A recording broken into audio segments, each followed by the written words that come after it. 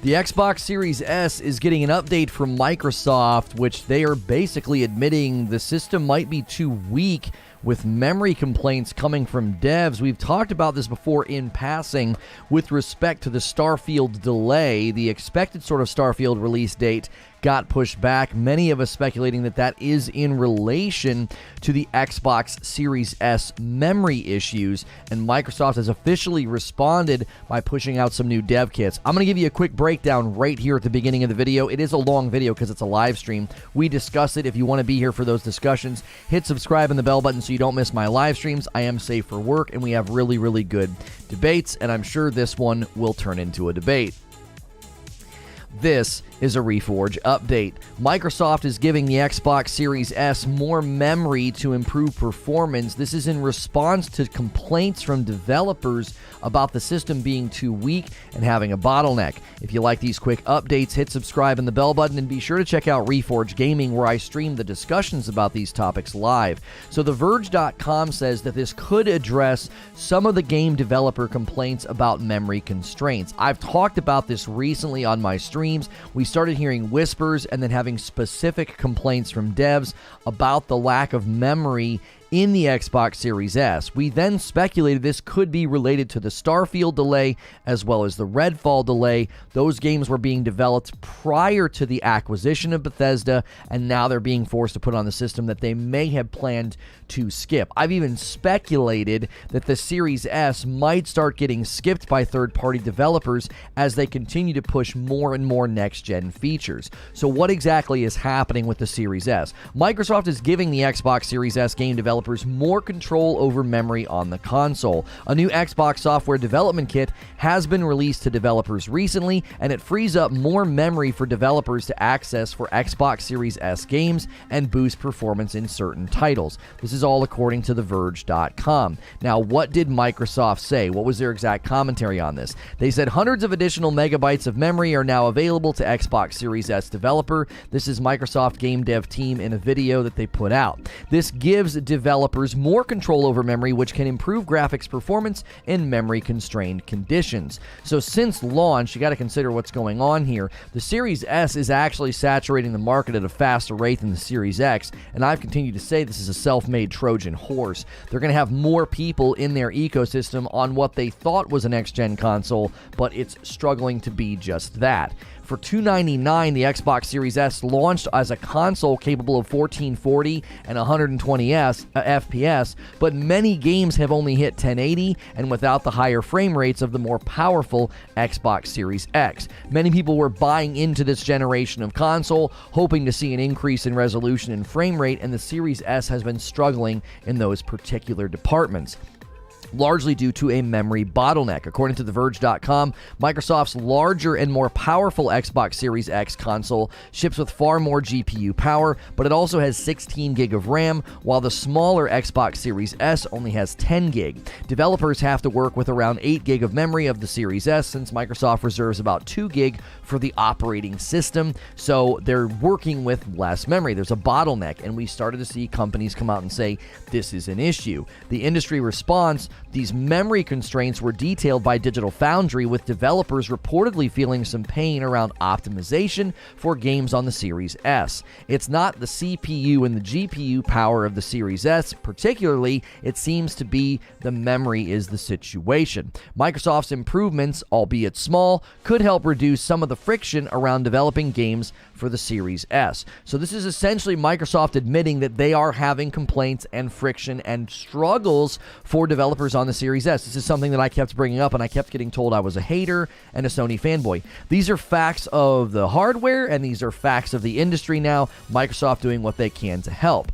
Other helps as well, according to the Verge.com article. Microsoft has also addressed an issue where graphics virtual addresses were being allocated considerably slower than non-graphics virtual addresses, which means Xbox games can now take better advantage of other recent memory enhancements that Microsoft has added to its Xbox developer tools. The question is, will this make a dent, And will this do anything for games like Starfield? If you look at the Starfield trailers and gameplay, people are picking them apart and noticing performance issues in the trailer themselves. Well, what's that mean when you throw it on a system that just admitted it's weaker? As always, hit subscribe and the bell button so you don't miss these uploads. Check out Reforge Gaming where I stream live, and I'll see you in the next video. And I'll see the rest of you right now. Good morning, good afternoon, and good evening. I don't want this to feel like a victory lap, because this was something that we continued to say. This was something that we continued to point out. And I was given assurances by people who are big fans of Microsoft and big fans of Xbox that this was not going to be a problem, that I was overstating it. Well, apparently Microsoft agrees with me to the point that they pushed out an update to say, all right, listen, you guys are running into a memory bottleneck. We're going to give you more memory. We're going to help you in this regard. Now, we still don't know if this is going to make a big of enough difference, because one of the things I've continued to talk about is this generation of console, really people are wanting to see the graphics push. They want to see the enhancement of frame rate. They want to see the enhancement of resolution. And the Series S is going to start to feel like it's not a next-gen console. It's going to get left behind very quickly, seemingly already. I mean, it's already in a position where Microsoft's doing what they can to say, let's give people a little bit more. This might alleviate some of the complaints that we're receiving. Mike on the mic with the first tip of the day, $5 through Super Chat, says, good morning, my people. What's good, Mike on the mic? Good to see you. Always appreciate your presence, man. And guys, make sure you are in the live chat. And make sure you press the like button. I got a great day for you. My brother will be joining us on the roundtable. He will also be joining me this evening for Friday night stream. So make sure you're subbed. Make sure your membership is current. Maybe gift some members today. Let's get some more people in those streams, because there'll be an after show of the Reforge roundtable. We will also be taking a look at Meet Your Maker, the gameplay of that game, and doing a breakdown. But right now, what we're talking about is the Xbox Series S memory, and Microsoft has responded, and they're doing what they can. What's good, Feed? I see you in the chat. Good to see you. Memory is primarily used up by textures, says AOSZ. These people will regret it in the future, says Doom. Oh, all the people buying the Series S. That shirt's amazing. Yeah, you like my Vandalay Industry shirt? It came up yesterday with my brother, so I decided to wear it. This comes from the 90s TV show collection over there on 80s Tees. 80s Tees does reach outside of the 80s. They do have stuff from the 90s, because obviously that stuff's becoming vintage now, or classic, I guess, making us all feel quite a bit older. Could we get 10 more likes? Let's get the first 100 likes really, really fast, guys. Let's come out of the cannon this morning and have a strong Friday. Thank you for being a good distraction for me last week. Today will be a mellow day for me. Thank you. Well, I appreciate you being here, Murph. Got my coffee in. Happy camper. Good to see you, Kale. Glad you got your coffee. And thank you, everybody who has been ordering the coffee. We greatly appreciate it. Get those orders in. I will be out of town next week. Streams will resume on the 15th. Streams will resume on the 15th, so I will be out of town next week, 8th through the 12th. And remember that you might have to check your subscription feed. If you ever don't see me live, if I'm not on your homepage, go to your subscription feed or just come to my channel. I should be listed under your subscriptions, and just come to the channel. Sometimes if I go a while without making content, you won't see me on the homepage. So those of you that are faithful in here in the morning, make sure that you're doing that. How are the seas yesterday? I will readily admit that those little, whatever they're called, forts, they're faster, and I did 2 of them pretty successfully, and it seemed like a decent grind. The problem I have with it is, Jocko, I don't want to do just that. Like, 90% of the content is still long and grindy and slow, and it's like, okay, great, these forts are fast, but is that all I want to do every time I play? Like, I could certainly see doing the forts and not really caring as much. It would still be annoying if you get sunk, right? But it's like they got to take that loop and apply that length to everything. So like everything feels that lighthearted and quick. So then, as we said yesterday, that would make it a little less painful if something bad happens. I don't want to get stuck on that again, but I enjoyed the time. My brother disrupted the stream too. He interrupted the stream, so it got really lighthearted and fun and goofy, but I was like, this is nice. I like that they added this. Can we have more of this? Those of us that, would like to focus on PvE. PS4 Pro is last gen. No, LOL. Why are somebody bringing up the PS4 Pro? 80s T's doing 90s stuff. I feel betrayed and outraged. It's shared memory, but it's not just the resolution that's the issue. If devs try to push how much geometry is on screen at once, in-game physics, they hit a bottleneck, says Corey. The hard part of the development is just dealing with the multiple hardware profiles. That's why PS5 games come out faster with higher quality, because they can focus on fewer combinations. Yeah, no matter how you land on this, if you think we're like overstating the Series S being weaker, you're still asking people to develop for two platforms, right? Like going forward, when we get Spider-Man 2 and Wolverine and beyond, all those games are developed for one platform. Now, sure, if the PS5 Pro is real and it eventually comes out, then you'll have two, but that's more of an enhancement. Like, oh, hey, you made your game, you can do a little bit more now, or you can push this thing a little bit faster or whatever. It's not quite the same as saying you got to go below this line to develop for the Series S. This guy says, no, the Series S is better than the PS5, so Xbox Series S is your best bet. Low Cut, I don't understand why you're even here. Are you here to lie to people? That's literally a lie. Like, your fandom's making you dumb, son. Like, that's just dumb to say. The Series S is not better than the PS5. Like, literally a false statement. This isn't subjectivity. This isn't opinion. Any technical analysis makes you a liar. Like, I don't understand why would you just embrace stupidity? Like, I don't get it. Like, I get that you like Xbox, but liking something doesn't require that level of allegiance. It just doesn't. It doesn't require that level of allegiance. Nobody's asking, nobody's expecting that from you. Like, I've even got in arguments with people who try to claim the PS5 is better than the Series X, and I'm like, it's not better than the Series X. They're the same. They're virtually interchangeable, okay? So I worry that people like you're robbing yourself of like just good encounters with people on the internet and maybe even good gaming experiences. Like, you just are. And the creature decided that you're not worth the trouble, I guess. 1995 Civic is better than a 2022 Stingray, right? Series S is better than a PS3. Yeah, I mean, I don't want to start knocking the Series S. That's not the purpose of this stream. The purpose of this stream is to talk about going forward, what does this mean for the Xbox ecosystem, right? You buy Bethesda, and then what do you end up with? You end up with two great titles that are going to be first party. They're great for Game Pass. And what happens to those titles? They both get delayed. Now, tons of delays are happening, so we don't want to create a false sense of, like, blame here, but it seems a little strange to me that Starfield's on course, Todd Howard's like, that date is in ink, and then all of a sudden they're like, oh, just kidding, we have to delay it. I'm telling you, the Series S is playing a part in this equation. It 100% is playing a part. I cannot watch Starfield gameplay over and over again and not get the sense that, like, that console is the bottleneck. They literally showed us a vertical slice of Starfield, and they had pop-in, they had frame rate drops, they had performance issues in their own marketing video. That Starfield is going to ask a lot of your system. It is.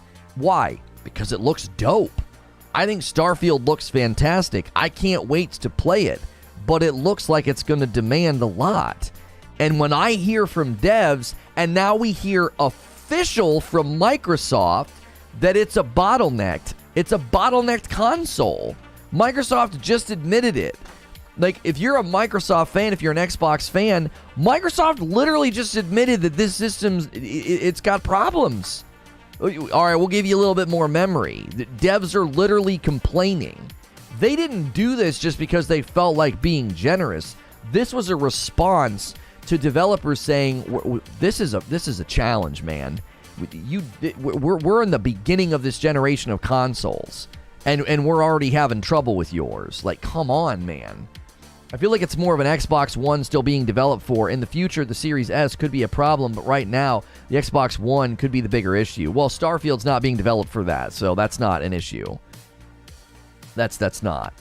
PS4 Pro is a great console as long as you know it's not current gen. It runs very well. Yeah, the PS4 Pro is great. The PS4 Pro is great. If you can get a PS5, obviously, that's what you should go for. All those games that people are waiting to play are like, they look amazing on the PS5. This is not what they admitted. Apple made an effort to free up more memory for the iPad OS. It's a thing you do to help devs. No, they admitted it. They admitted it. It's in response to dev complaint.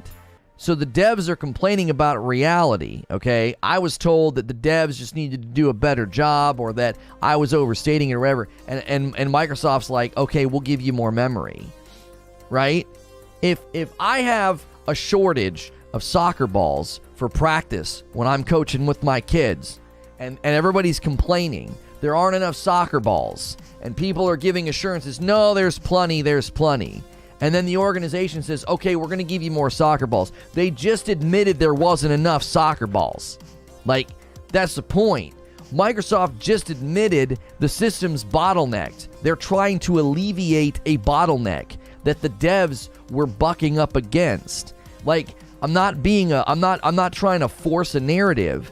When you take development time, you take Microsoft engineers and you take development time to update your development kit to have more memory, you're admitting this is a big priority.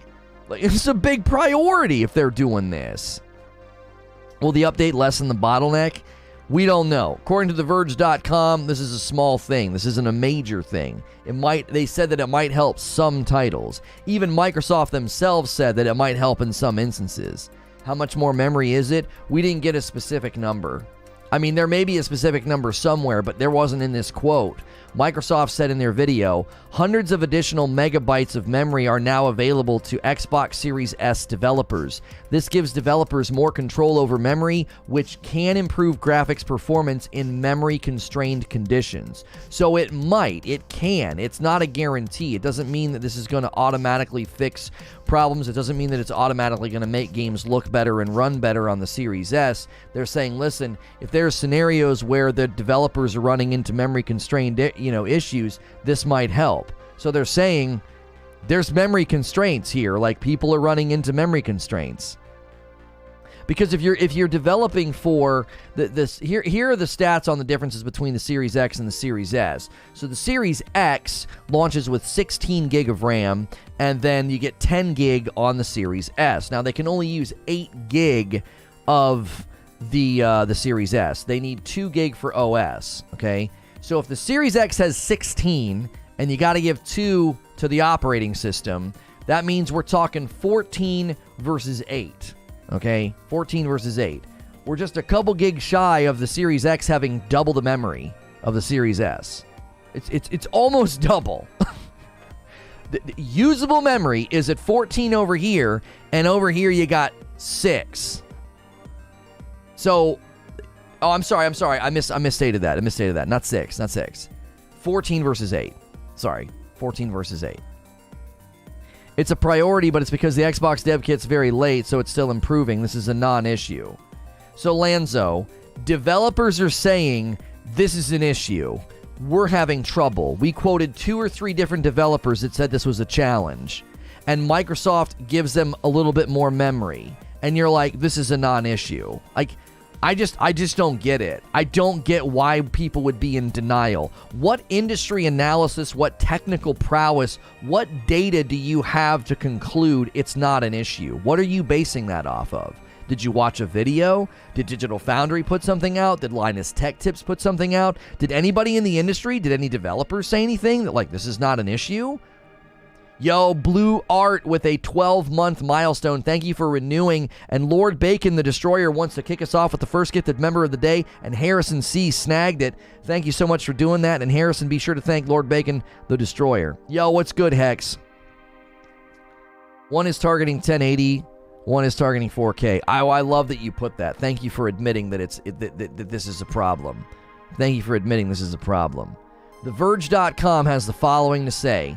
The Series S launched as a console capable of 1440, 120, but many games have only hit 1080, with the higher frame rates not really happening unless you're on the Series X. So the Series S is hitting 1080 and probably never going to hit 120. So the marketing wasn't true then. right? It's supposed to be targeting 1440 with the possibility of 120, and you're going to be getting a bunch of 1080 60 games. That's not next gen. You didn't buy a next gen console if you're playing 1080 60. No way. No way. I've been saying target FPS and target resolution should be 1440 60, and you're going to see a bunch of 4K 30. That's what the next-gen consoles are largely going to land on. You might see some backflips and some optimization. You might see some 4K 60 here and there, but I don't think so. You might see some 1440 120. Sure. You might see some, what's the one that people are doing, like the 40 FPS 120 hertz refresh? You might see some of that. But the Series S hitting 1080? 1080 60? That's not a next-gen console. You bought a Pro. You bought like an upticked Xbox One is what you bought. You basically bought like a really good Xbox One Pro when you bought the S. Mobile OS are always dealing with this, says Zubair. iPad OS has just got virtual memory. I've been following tech for ages. I think it is an issue, but it's an issue on almost any platform. Okay, hang with me, Zubair. Hang with me, Zubair. You're having to go to mobile to say this is an issue on other platforms. Like, is this an issue for the PS5 right now? I don't see any headlines. I don't see any devs talking about, yeah, we're 2 years into this generation, and we're already encountering memory problems. I'm not seeing this about the Series X. I'm not seeing it. A 12-month milestone from Murph Dog. Thank you, Lono, for being a good distraction this week and last week. I'm off work today to grieve. Cannot thank you all enough. Yo, Murph, sorry that you're going through that, man. Everybody here has gone through dark times, bro. Just don't disconnect. We got a community here for you. You're basing it just off graphical performance. Look at the whole package, not just graphical performance. Why would you type that? What else am I supposed to look at? How pretty the plastic is? I don't understand. Yo, Danzatastic coming in with 10 gifted members. Realm Rex, Falkland, Sid, Finesseful, Typical Moon Knight, Remy, Pennell, Abudi Wafi, Yake Jelly, Chase Wag, and Ron Hayes. If I just called out your name, you got a gifted membership, which means you can watch the Reforge Roundtable After Party, and you can watch my brother and I stream this evening. My brother's going to be on the Roundtable today, so make sure you guys are here for that. Thank you so much, Danzatastic. We are pushing towards 1,600 members. If we hit 2,000, my wife and I will do a Star Wars watch party with you guys. CPU, SSD, the $300 price. So when I buy a console, I'm supposed to, what am I supposed to do, Raffle? Am I supposed to look at the box and the hardware and get out a magnifying glass and look at my receipt and be satisfied with that? What did I buy it for? Did I buy the Series S to look at the hardware and appreciate it and look at my receipt and appreciate the price? Or did I buy it to play video games on? Like, what's the primary measure of a next-gen console? It's not the price and, like, what... I don't understand. What are you taking solace in? That you got a great deal? What the frick does that even mean? That'd be like being, I got a really great deal on this HD 4K LED television, and you hook it up to a Blu-ray player, and it plays everything at low-resolution 1080. But I got a great deal. You're only looking at the performance of the movie. You look at my receipt. Look how cheap it was. Look at the hardware that's in this beauty. I don't give a frick about that. You bought a TV to watch movies on, and it's not giving you what it should. If you buy an Xbox Series S under the assumption that you're buying a next-gen console and you're getting 1080 60 on all your games, you didn't buy a next-gen console. You didn't. You bought a stepbrother who's not keeping up with the rest of the pack. I'm not hating on Microsoft. Like, the fact that you're such a fan of Microsoft that you're going to defend a next-gen console by being like, they're targeting 1080. But that's not how they were marketed. I don't recall the Series S being marketed hit 120. I thought it was marketed 1440 60. Okay, I'll give you that, Vengeance. I'll give you that. 1440 60, if it's able to consistently hit 1440 60, then it's a next-gen console. But up to now, that's been the problem. They said up to 1440. Right. They didn't say every game. They said up to. And if these memory constraints keep it from ever hitting that, then you didn't buy a next-gen console. Graphics and resolution don't make the gen. Jesus, you're on a bender of dumb today? Oh, I'm on a bender of dumb. Then please educate my dumbness. What defines the next generation then? What defines it? Because all the marketing talked about graphics and resolution and load time. 120 FPS, 4K, 1440, faster instantaneous load times. That's what they promised me. That's what I thought I was buying. Please educate my dumbness. What should I be taking satisfaction in? The form factor of the frickin' box? The plastic? How it smells? My receipt? Look at the deal I got. Wait, please educate me. I would, after covering video games for almost a decade, I clearly don't know what I'm talking about. Please help me out of this bender of dumb that next generation's not about graphics and resolution. I can't believe how far I've fallen in intelligence to think that next generation consoles were marketed on graphics and resolution, but I guess I shouldn't have had those expectations. I'll educate you, the Series S is doing something last gen couldn't. But if that's your consolation, Black Superman, then I've already won. There is no debate. If you literally have to retreat the goalposts back to, well, the Series S is doing stuff the previous generation couldn't. Well, all right. I guess that's the end of the discussion. When the blank did resolution become a new gen-only feature? Holy crap, man. Just a week ago, we talked about how new gen was load times and frames per second and not resolution. No, I wasn't the one that said that. I had people saying that to me. I had people saying that those weren't next-gen features. I said, well, if it's got FPS and load times, then I actually included resolution because my issue was everybody targeting 4K 30, and I said no, 4K 60. Next gen is a marketing term, not a technical term. I agree that you are wrong. I feel like I just went into the Twilight Zone. Rissick with a $10 tip. The saltiness of the Xbox fandom for buying basically the Xbox Pro. The spice is flowing. I mean, I love these debates. I really and truly do. If you're just tuning in, to catch you up, the Xbox Series S memory has been a point of complaint from some developers. Microsoft kicked out a dev kit update to free up more memory for them to use. I've continued to say that this console is going to be a problem going forward. Is Starfield next gen? Can I play it on the Series S? Then it's next gen. Okay. Let me destroy that argument so fast. I'm going to just destroy that argument incredibly quickly.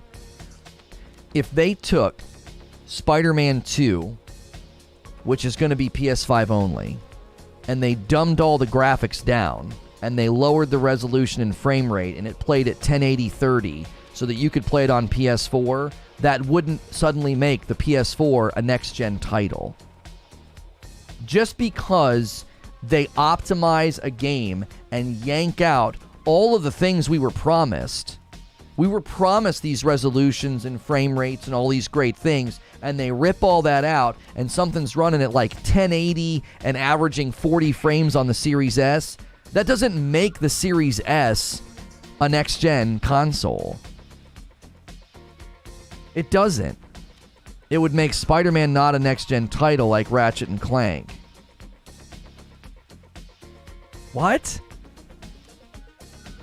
No. You're saying that as long as Starfield runs on the Series S, it's a next-gen console. That logic doesn't hold, because you could optimize anything to run on an old console. You could take any next-gen game and strip out all the goodies and be like, well, now it's a next-gen. I took a next-gen game and got it to run on the Xbox One. That doesn't make the Xbox One a next-gen title. Yeah, here's the marketing. Xbox Series S delivers a leap in general performance. The Xbox Series S delivers the same next-generation speed and performance that define the Xbox Series X. Oh my gosh, this is from the Microsoft blog. Oh no. Oh no, what's happening? Oh no. It's similar in CPU and has identical I/O performance as the Xbox Series X, making it easier for developers to deliver the same great performance while rendering at a lower resolution. Okay, so they just admitted it's going to render at a lower resolution. They literally said it's going to have the same next generation speed and performance that defines the Series X. What?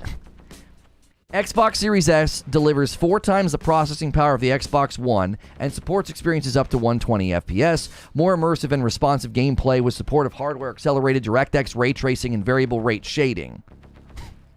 Ray tracing, right. I bet we get tons of ray tracing on the Series S. In addition, the Xbox Series S includes 512 gig of custom SD storage. And what's this next paragraph? The Xbox Series S delivers approximately 3 times the GPU performance of the Xbox One and was designed to play games at 1440-60 with support of up to 120. With the increased efficiency we get from the next generation AMD RDNA 2 graphics architecture, combined with the virtual memory multipliers enabled through the Xbox Velocity architecture, Xbox Series S will deliver performance and experiences well beyond raw specs. In addition, Xbox Series X and the Xbox Series S share the same development environment, tools, and capabilities, all of which will enable people to build and release their content across the consoles more easily. Okay, it's... The crux of everything I was saying is they're saying games are going to run. It's literally designed to play games at 1440-60. 1440-60. They're setting the parameters. They're setting the expectations. And if you start saying, like people said this morning, and I immediately was like, no, well, it's 1080. They're targeting 1080. No, that is not it. No. Microsoft themselves set the parameters and the expectations, and this thing isn't hitting it. And they just admitted it's largely in part due to a memory bottleneck. Yakuza Like a Dragon on Xbox Series S can't do 1080 and 60 FPS at the same time. Isn't that an old game? So if the PS5 can't run 4K 60, then it isn't a next-gen game. Zubair, we'd have to go look at the PS5 marketing parameters and see what they were targeting. I don't know if they said games are going to run at 4K 60 on the PS5. I don't think that they said that. I think they said it was capable of doing that.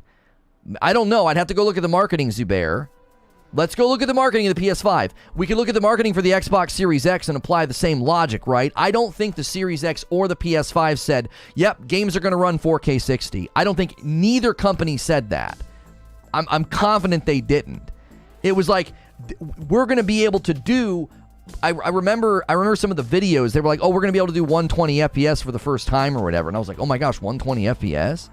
Yes, they did. Find me the blog. I'm not doing it. If you're going to assert that Sony walked out into the market and said PS5 is going to run games, it's going to run games at 4K 60, or is it going to be like, well, we can, or we're going to target this?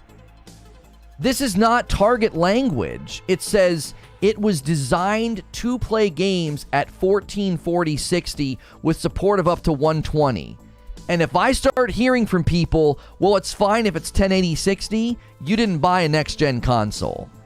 If they never hit 1440-60, then you didn't buy a next-gen console. 1080-60? For frick's sake, you can play games at 1080-60 right now on an old console, on an old Xbox One. You can play 1080-60 for frick's sake. You can play Fortnite at 1080-60. By Lono's logic, if every game can't do it, then it isn't next gen. That's not what I said. You're now creating an argument that I didn't make. I didn't say if every game doesn't do it. If no games do, you're reversing my statement. If they let's say, Zubair, that they have 70 games and 65 of them hit 1440-60, I wouldn't be like, it's not a next gen console. I'd be like, oh, that's fine. You know, I don't know, 5 games didn't make it. They didn't cut it. They didn't figure it out. They didn't optimize. No game's doing it. There are games struggling to hit 1080 60. That's the point. Nobody's doing it. If this console never hits 1440 60, it's not a next-gen console. You bought a Pro. You bought an Xbox One Pro. 1080 60 consistently? What the frick? 1080 60? I played games on my Xbox One X that did that. There were 1080 60 games out back then. That's not next-gen threshold. No games can do it. We have any facts on that? The S can't even really do 1080 60. There's literally reports coming out, Zubair, that the console's struggling to hit 1080 60. Do you really think I need to look and find a 1440 60 game? There are literally reports that it's struggling to hit 1080 60. Last gen barely ever did 60. No, there were some games that did 1080 60. It was possible. There were some. I think Titanfall did. And I think Fortnite did. Those are pretty big titles. Those are pretty big titles. Halo 5 was 1080 60. Yeah, there were some pretty big titles that hit 1080 60 on the old gen.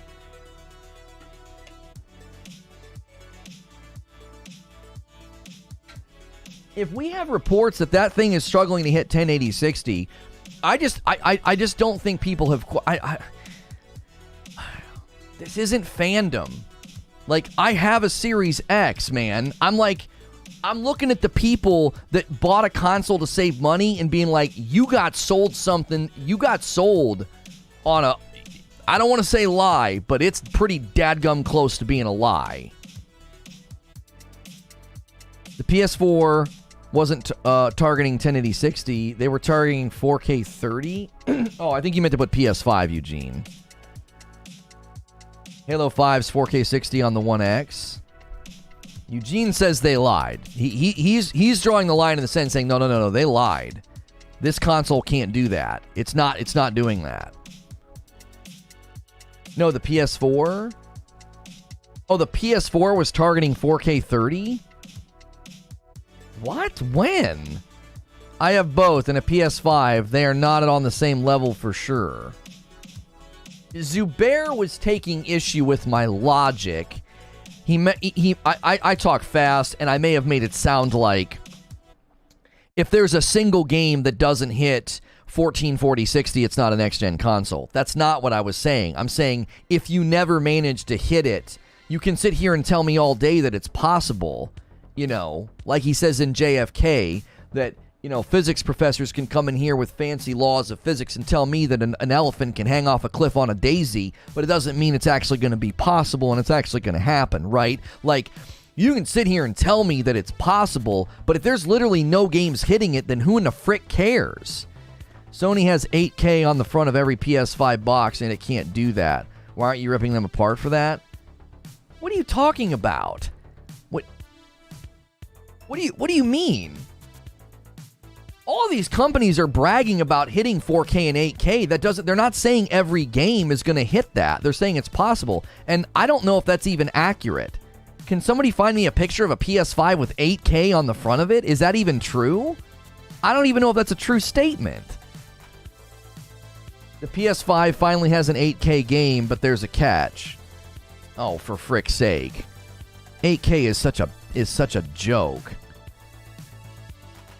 It can and it has. It's on the box. Oh, it does say 8K. They said 8K in the marketing. FastFlex has me a picture. All right, hang on. Top right corner. All right, hang on. What does it say here? It says 8K, 4K 120. Well, I mean, come on. I actually have an issue with this too.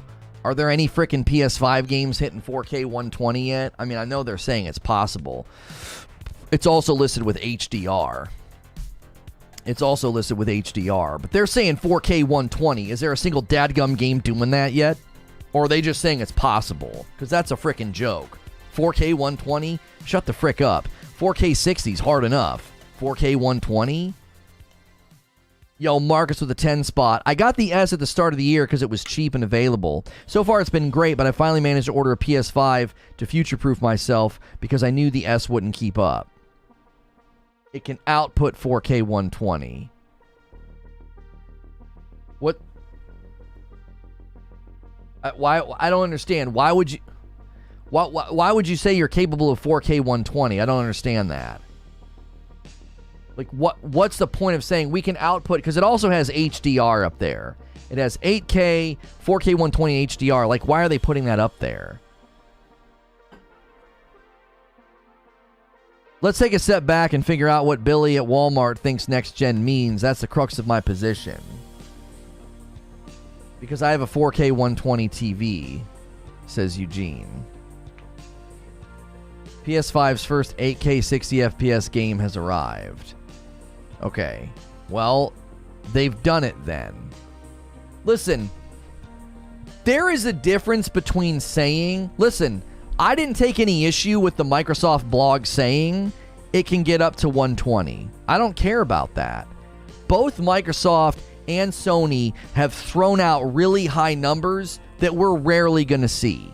This is one of the reasons why I told people 4K 60 is not going to be that common. I was trying to shoot that expectation down because both Sony and Microsoft have been throwing out those numbers. That has absolutely nothing to do with my logic and my reasoning. If you're going to sit here and tell me that 1080-60 is next gen, that's frickin' bull. I don't care what Billy at Walmart thinks. I don't care what the average consumer thinks. That's not fricking next gen. This generation was defined as pushing things up to, like, at the minimum of 1440-60 with the possibility of going up to like 4K and beyond. So the fact that if this Series S is constantly targeting 1080-60, then people bought a console for something that was possible last gen. Was it common? No, but it was certainly possible. 1080-60 was possible and happened on last gen. And if 95% of the games hit the Series S and are 1080-60, you bought a freaking Xbox One Pro. You didn't buy a next-gen console. And for them to say, like, it's going to have the same speed and performance of the Series X, get the frick out of here. That's a lie. That is a lie if your console is hitting 1080-60 all the time. That's a frickin' lie. It's going to have the same speed and performance. Well, as long as we turn it down to what the last generation could do. No one bought an S for performance. They bought to play the latest games, which it does. Sure, nobody bought it for performance, and yet they marketed it saying that it was going to mirror the performance of the Series X within a certain spectrum, and that's not happening. Butter says, I'm 99% sure the 4K 120 is for movies. I mean, that is true. Putting the 4K 120 on there for people that are like, well, I have a 4K 120 television, great, and then they can watch their movies. I mean, that's not beyond the scope of Sony's marketing because they marketed one of their one PlayStation sold really well because it doubled as a Blu-ray player. Eugene says, I almost bought an S based on that marketing, and I'm so glad that I didn't. Yeah, like, okay. If I market a vitamin, and people that understand vitamins and supplements read the fine print, and I'm promising some level of reaction in your body from it, and it's unrealistic, and the average consumer buys the vitamin because it's a vitamin, okay? That doesn't negate the fact that I've made false claims or claims that I haven't made good on. So people that are more tuned into vitamins and how vitamins work would be like, hey, wait a minute, you've got this claim on the bottle, that's why I bought it, that's not happening. Well, but most people didn't buy it for that reason. Shut the frick up, that has nothing to do with it. That has nothing to do with the conversation. It's gonna have the same speed and performance as the Xbox Series X, and it's designed for games to run at 1440-60. And I got people in here telling me 1080-60 is fine. It's a 1080-60 box. Microsoft didn't say that. Microsoft didn't sell however many millions of those consoles on that promise. That's not what they did. They didn't do that. They sold it on the promise of coming very close to a Series X performance and hitting 1440-60. and it's got games right now that are struggling to hit 1080 60. How is this not a problem? I don't care what Billy at Walmart thinks. That's irrelevant. You said, I'll grow by 3 inches. Just because people use it for this doesn't mean you didn't say I would grow. Exactly. That's what I'm saying. It's not that, I'm sure tons of people bought the console and are going to be perfectly fine with it and happy with it. That's not in doubt. Plenty of people are completely tuned out to what in the world we're talking about. What's the issue again? The marketing of the people not being able to play a next-gen game. Both. The problem is both, Zubair. Let's say it another way. If I sell you a Blu-ray player, and it's a knockoff, and it says on the box it's going to play your movies at a certain resolution, 4K, and you hook it up to your TV, and it's for your grandma, and your grandma can't tell the difference, but she's never actually watching Blu-ray quality movies. That's not the frickin' point. The point is something was bought for her on a false premise. It doesn't matter if she can't tell. So it doesn't matter if a bunch of people bought the Series S and they can't tell that 1080 60 is not next gen. That's not the point. The point is they didn't buy a next gen console if that's what they're getting. That's the point. All of the marketing, all of the language, everything they sold these consoles on, and you're going to be like, but most people aren't going to really notice 1080 60 is not next gen. They don't really understand the lingo. What? That's not the issue. Next gen is just about improved hardware. It's just bizarre to me. If the PS5 marketed itself at, let's just take it. Let's just take the 4K 30, 4K 60 debate. If we get 7 years down the line and there's not a single game on the PS5 that hits that spectrum, I would 100% call Sony out about that. I'm like, what the frick? Why'd you guys spend all that time marketing 4K 30, 4K 60, setting all these expectations and selling a box, and then nothing hits that spectrum? That would be frustrating. That would make me angry. I'd be like, what the frick? What makes Ratchet and Clank next gen, and what makes Horizon Zero Dawn not next gen? Ratchet and Clank hits resolution, frame rate, ray tracing, and other performances that were promised for next gen, and Horizon Zero Dawn doesn't hit that.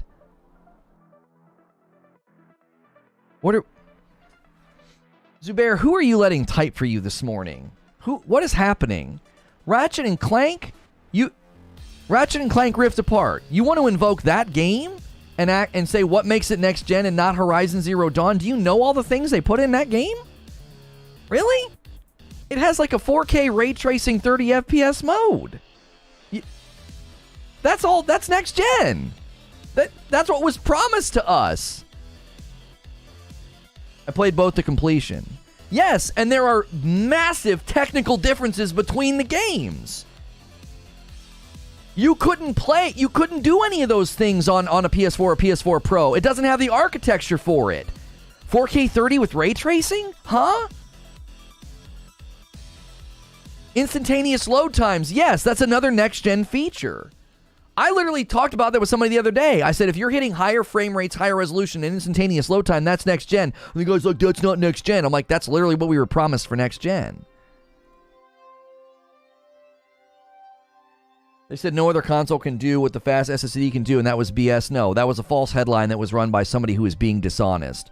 Somebody said they could do the rifts on the older PlayStations. That's not what was stated about Ratchet and Clank. The data controller allowed them to do things with the rifts and the worlds and the instantaneous load time that is impossible on the older systems. Some dingbat wanted to get real pedantic and specific and was like, we could have done the rifts, like the rift hopping, or the whatever it was where you teleport. He's like, yeah, we could have done that on the old systems. It was actually possible back then. That's not what they were talking about. They were talking about the data controller allowing for instantaneous load time, which was impossible on the old systems. There is no instantaneous load time on a PlayStation 4, PlayStation 4 Pro, Xbox One, or Xbox One X. It's not possible back then. That was a freaking lie of a headline. If you actually went and read the headline, the article, instead of just reading the headline, that was a total false story. The guy was basically saying, oh yeah, we could have done the rifts back then. That's not what made Ratchet & Clank special. If you played Ratchet & Clank Rift Apart and you're like, oh, the rifts are all that matter. No. Instantaneous load time. The first time instantaneous load time happened with me with Ghost of Tsushima, I was like, what was that? I was like, where'd the load screen go? There's no load screen. That wasn't possible on those old systems. So why is it an issue? The Series S has the same CPU, has the faster load times, allows you to play current gen games, and does just about everything the X can do, minus the lower resolution FPS. We knew all of this. No, we didn't. False. Lie. Not true. No. That is not true. They didn't say it was going to be targeting 1080 60. That's not true. They said it was designed to run games at 1440 60. If somebody told you this car was designed to get 35 miles to the gallon and it got 25, you'd be like, what the frick is going on? You told me the car was designed to hit this threshold and it's never hitting this threshold. That's the issue. The console was designed to hit 1440 60, and that's not happening. There are games struggling to hit 1080 60. Yes, we did. You're just trying to push some negative narrative about it. Yeah, MRI guy, I really appreciate the fact that you call my integrity into question in comments on streams where you weren't here in the live chat, and you falsely summarize my position, as you are right now. It's really telling that a lot of the people that disagree with me and want to take passive, underhanded swipes at my integrity have to do it by being dishonest. You're the dishonest one with lack of integrity, not me. I read a Microsoft blog that said the Series S was designed to run games at 1440 60. And my contention, my argument is that if they struggle and almost never or never hit that, you didn't buy a next-gen console. Lono is sponsored by Sony now. Get the frick out. You don't get to hang out here when you're going to say stuff like that. Disagree with me all day long. You want to question my integrity? Find a new frickin' stream to hang out in and take your membership with you.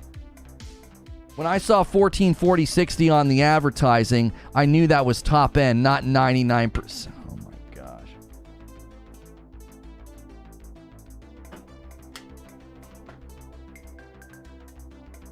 MRI guy, your interpretation of the advertising doesn't freaking matter. It doesn't matter. Your interpretation of advertising is superfluous to the discussion. Well, I saw 1440 60 and I imagined that what they were saying is that was a pipe dream and would almost never happen, so it's totally fine. What? Taken at face value. It's designed to run games at 1440 60. Now consider something with me. They're saying that in the midst of all of the next-gen narrative centering around 4K, 4K, 4K, right? So it stands to reason that when I read that, I'm like, oh, the Series S is designed to come down here. It's not going to be doing 4K. It's going to be hitting 1440 60. Cool. They're doing all this talk and they're doing all this, 4K this, 4K, 4K, 4K, to the point that if you've been around long enough, I got annoyed by that. I was like, quit worrying about 4K. Just give me 1440 120. Give me 1440 60. It'll be more consistent. From everything we know about performance, look at what's happening. Look at Spider-Man coming to PC next week on Friday. And what? As soon as they go up to 4K, they got to turn everything down. They got to turn down the graphics. They got to turn down the ray tracing just to hit 4K 60. And I'm like, how is that not proof that 4K is just sort of like, it just isn't necessary. It asks too much, okay? So in the midst of that massive 4K push, they're like, yeah, this box is designed to do 1440 60. And and it's struggling to hit 1080 60, and you're like, yeah, but that's fine. I interpreted the marketing differently. You bought a next-gen console, and you're okay with a console struggling to hit 1080 60. Like, I hate the word, but that is a bucket of copium. That is an absolute 5-gallon bucket of copium. To be like, they said this, it's struggling to hit a threshold beneath that. It's struggling in some games to hit 1080 60. I'm sure it's the devs' fault. That's what I always get told. It's the devs' fault. The PS5 literally has 8K and 4K 120 on front of the box. Yes, and it's capable of doing those things. It's capable of doing those things. We just researched it. Thanks for playing. You lose. We already entertained your whataboutism. We already entertained it. Because yes, the fact that I don't rip Sony makes me a Sony fanboy. Yeah, you haven't watched my content. I ripped them up on what side down the other when they were going to charge people to upgrade from Forbidden West PS4 to PS5. I shredded them for that. I said, give it to people for free. And they did. Like, I've ripped them plenty of times for stupid crap. You lose. We looked into it. The PS5 is and has the power to do 8K. It has an 8K game right now. It does and has the hardware power to do 4K 120 because it'll output 4K 120 movies to 4K 120 televisions. You lose. The problem with the S is everything we're seeing 1440/60 is a pipe dream on the box.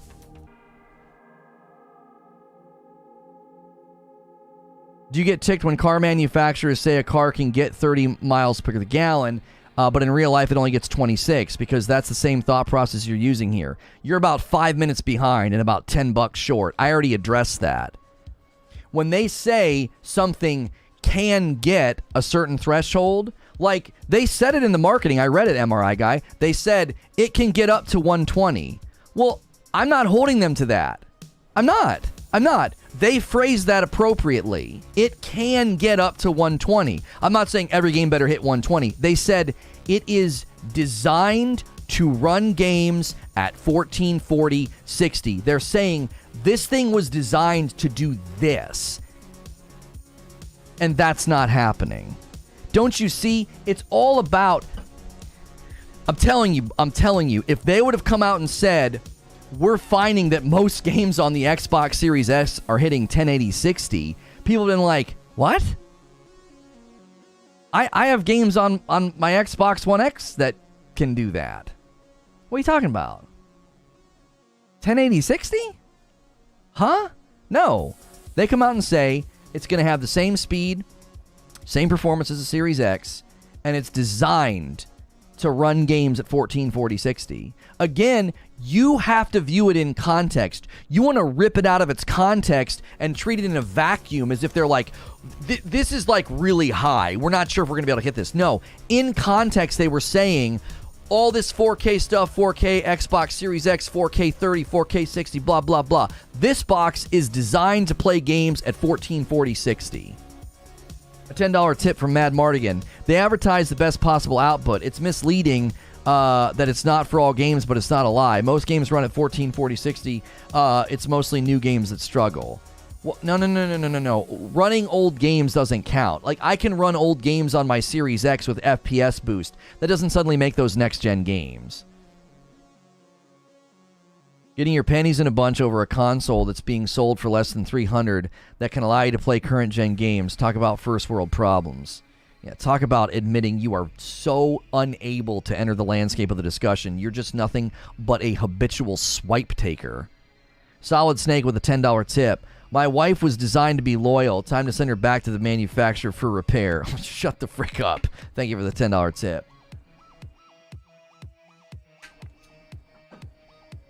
If a game can run at next-gen resolution and frame rate, doesn't that make it next-gen?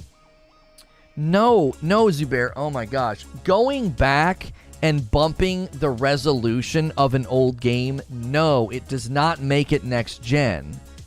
Like, you're being intentionally... like, what is that called? You know that that's not the spirit of the discussion when someone says a game running at 1440/60 with instantaneous load time is next gen. you know that going back and grabbing a really old game and giving it all those features doesn't make it next gen. Like, you know that.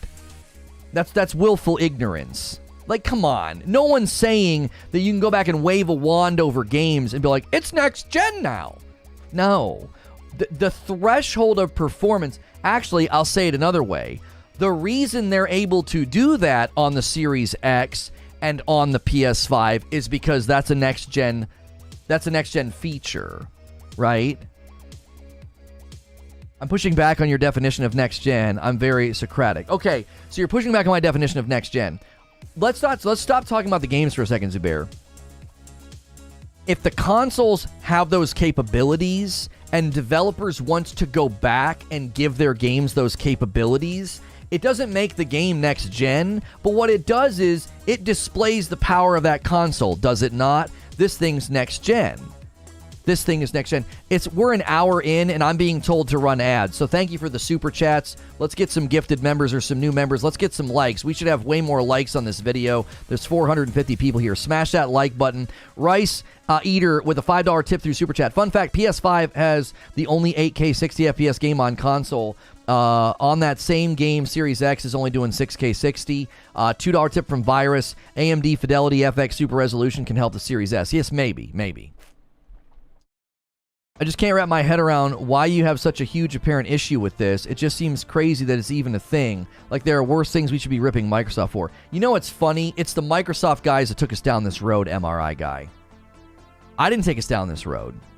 I opened the show, and I said, Microsoft just admitted there's a memory bottleneck here. That's a concern. Developers were already complaining. That's a concern. And if you want to do this and be like, it's not a problem. 2 weeks ago, this is what people were doing. What do you mean, Lono? There aren't devs complaining about memory constraints. This is a non-issue, Lono.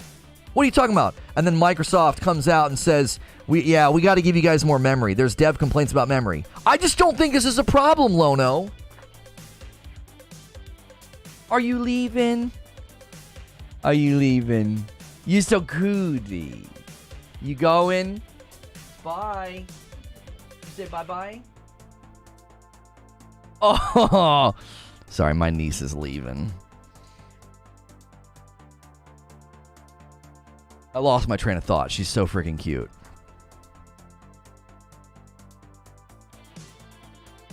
I don't. Sorry, my niece is leaving. They're flying out today.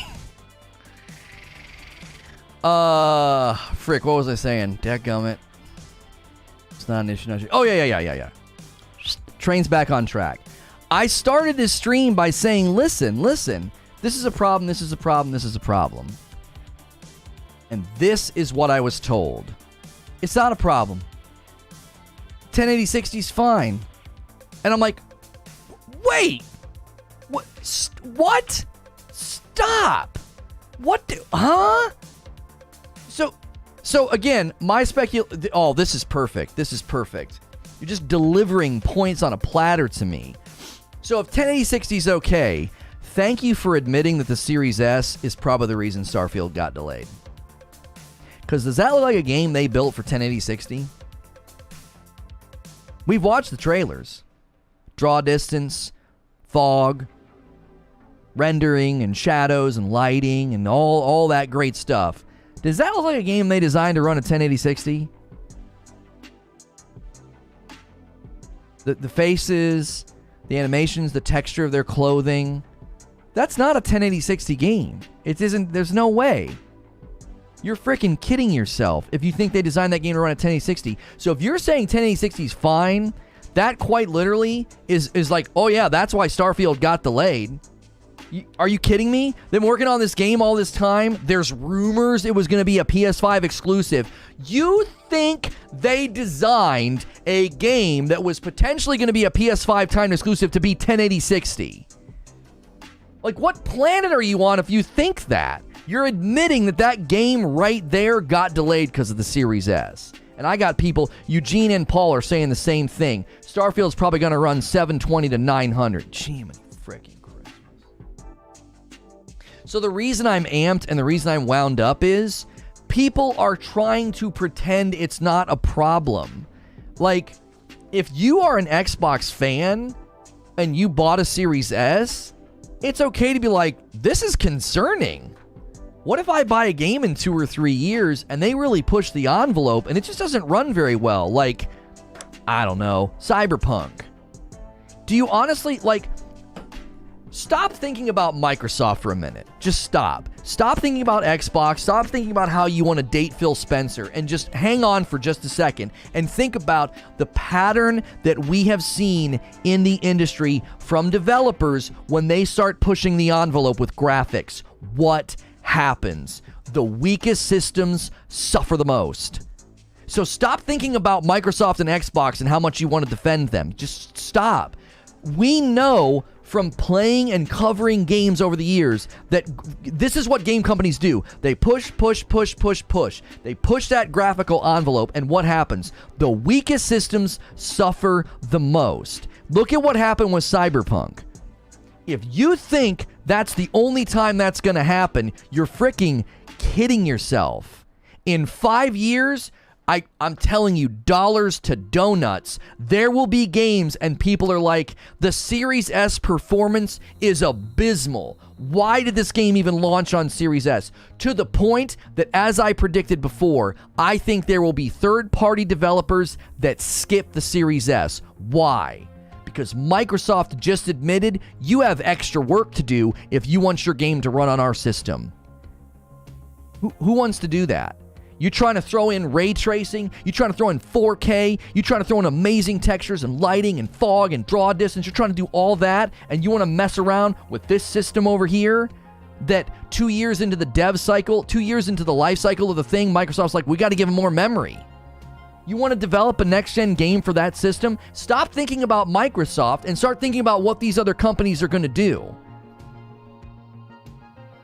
You think a third-party company making a next-gen game with all the bells and whistles? I've said this before. Developers have an infatuation with innovation, and it oftentimes is to a fault. They get obsessed with the little things. We can do this, and we can do this, and we can do this, and we can do this. Oh, let's throw that in, and then the game runs like garbage. That's not a Microsoft problem. That's a gaming trope at this point. Gaming developers totally do that. You think they're just going to stop doing that? Microsoft has a duty to make it totally clear to the market that the Series S is not 4K gaming. Oh, and I think they did. I think they did, Zubair. I think in that blog post, they were like, this thing was made to go 1440-60. It's not a 4K machine. That's exactly what I was thinking, Lono. When are devs going to go frick it? The game is ready for everything except for the Series S. We've delayed so much for one console. You honestly don't think it'll get whispers in the wind that people are like, oh man, Starfield got delayed because of the Series S. Yeah, skip that system. I feel like most people buy the Series S, they buy it for the price point. They generally aren't going to care that it can't pump out super amazing graphics at all times. That's the point of it. Okay, MRI guy, I already addressed that though. I already addressed that. Just because a portion of the consumers, let's say the majority, let's say 70% of the people that bought the Series S just don't give a frick about any of this, that doesn't negate anything I've said. A consumer shrugging their shoulder at some broken promises, you know, like let's say we get to 4 or 5 years from now and there's like one game that managed to hit 1440-60 on the Series S.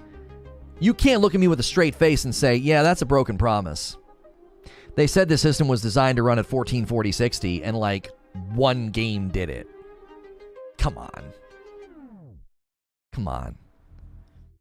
We need a whiteboard to keep track of all the various threads we're arguing about. Lono, get a blanking whiteboard. A $5 tip from Rice Eater. The real problem is there are barely any actual next-gen games with the Series S, barely playability on upgraded last-gen games. Metro Exodus is like 540p. You guys aren't paying attention to that either. There are reports coming out about old games struggling to run at 1080-60. What do you honestly think? I'm telling you what, I can't wait for Starfield to come out. I swear to frick, I'm going to buy a Series S just to play Starfield on it and be like, look at what we said was going to happen. Here we are. And 70% of the people that own a Series X that shrug at the broken promises, the hypothetical broken promises, the life cycle of the console's not over yet. I'm not saying the promises are broken yet. I'm saying it looks like they're going to be broken. That 1440-60 is a dadgum pipe dream on that console. Let's just say they shrug at those broken promises. It's not a big deal. What are they going to say when games start skipping their console? Because I'm telling you, that is going to happen. What are they going to say? Well, I bought it cheaper. It's kind of on me. They're not going to say that. They're going to be like, what? I bought a brand new Xbox. I bought a next-gen console. I can't play that game?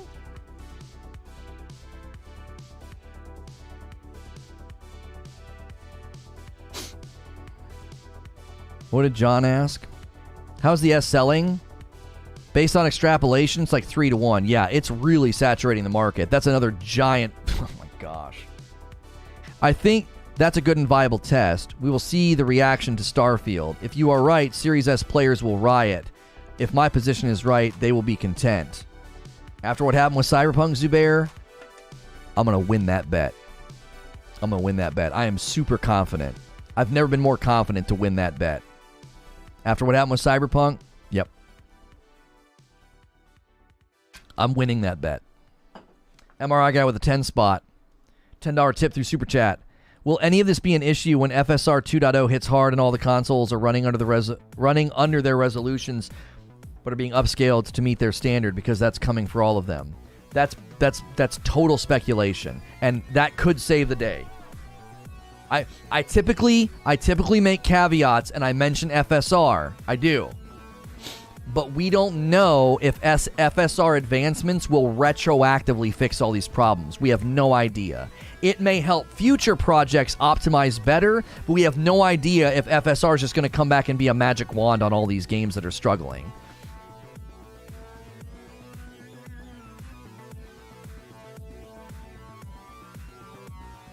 I think Microsoft would allow that. Do you think they will flat out say no Series S, no certification for you? That's not true, Julio. There was a statement that came out. We read it. What year was that, guys? Was that 2020? Microsoft officially stated that companies can skip the Series S. They said that. They said they will allow companies to do that. They said in two different statements that if companies want to design just for the Series X, they are allowed to do that. Do you want to know why they were saying that back then? Because it was already a problem back then. Developers were already saying, can we skip the Series S? Like, this is going to slow all of our development time down. We can't do any of the things we want to do. What the frick? We're designing for PS5, Series X, and PC, and this thing is a problem. I think there's a reason Microsoft stated that so early in the life cycle of the console. They were like, yeah, you can skip Series S. Just listen to that reality. Like, let that land on you. Really let that sink in. Just stop typing. Stop trying to respond. Stop trying to prove me wrong. And I want you to think about that. Super early in the life cycle of the console, Microsoft basically says if companies want to design just for the Series X and not the Series S, that's okay.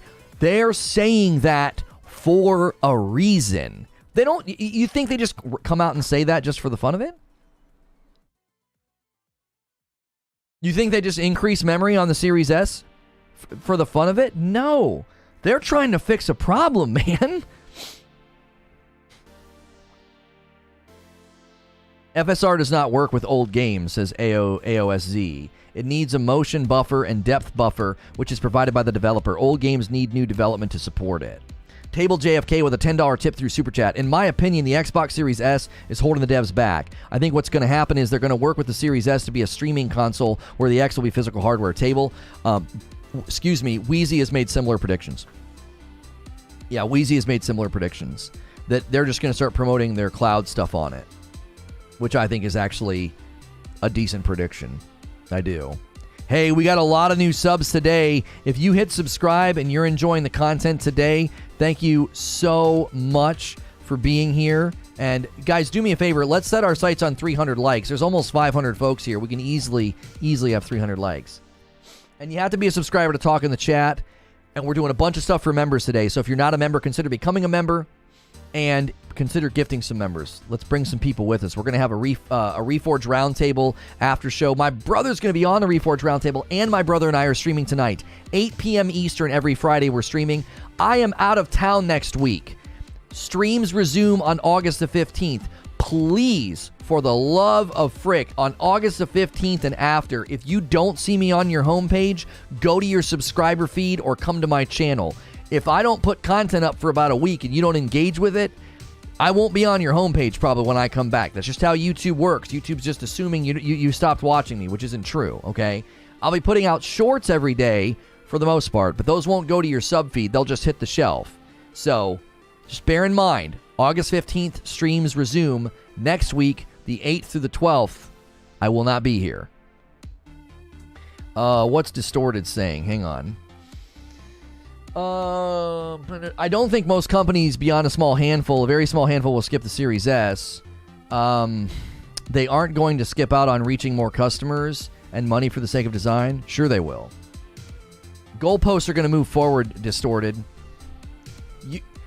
You guys that sit here and argue with me that the graphics are going to get better and performance is going to get better, and because when I said Forbidden West and God of War Ragnarok are at the ceiling of what this generation can do, I got tons of disagreement. So which is it? Because if all these developers are going to keep pushing the graphical ball forward, but they're also going to be like, hey, it's worth dumbing our game down, having bad performance, risking bad reviews and bad PR. It's worth it so we can sell on the S. Look what happened to Cyberpunk as a cautionary tale. What? No. Just FYI, we ever meet in person, I'm going to stab you in the gut and then whisper in your ear, the Series S sends its regards. That's good. That's good, Zubair. That's really good.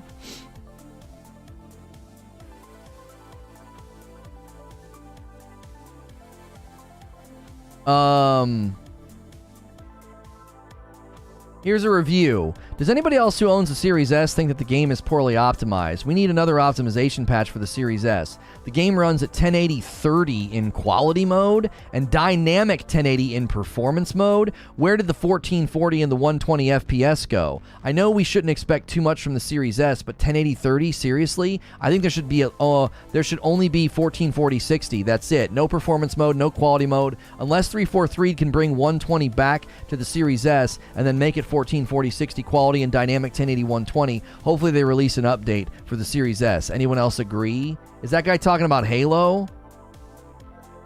Halo Infinite on the Xbox Series S rarely hits 120. In fact, the game hovers around 90 in a lot of outdoor scenes and across the game's campaign.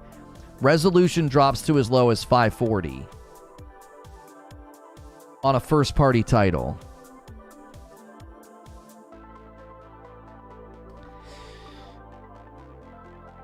Y'all just aren't seeing it.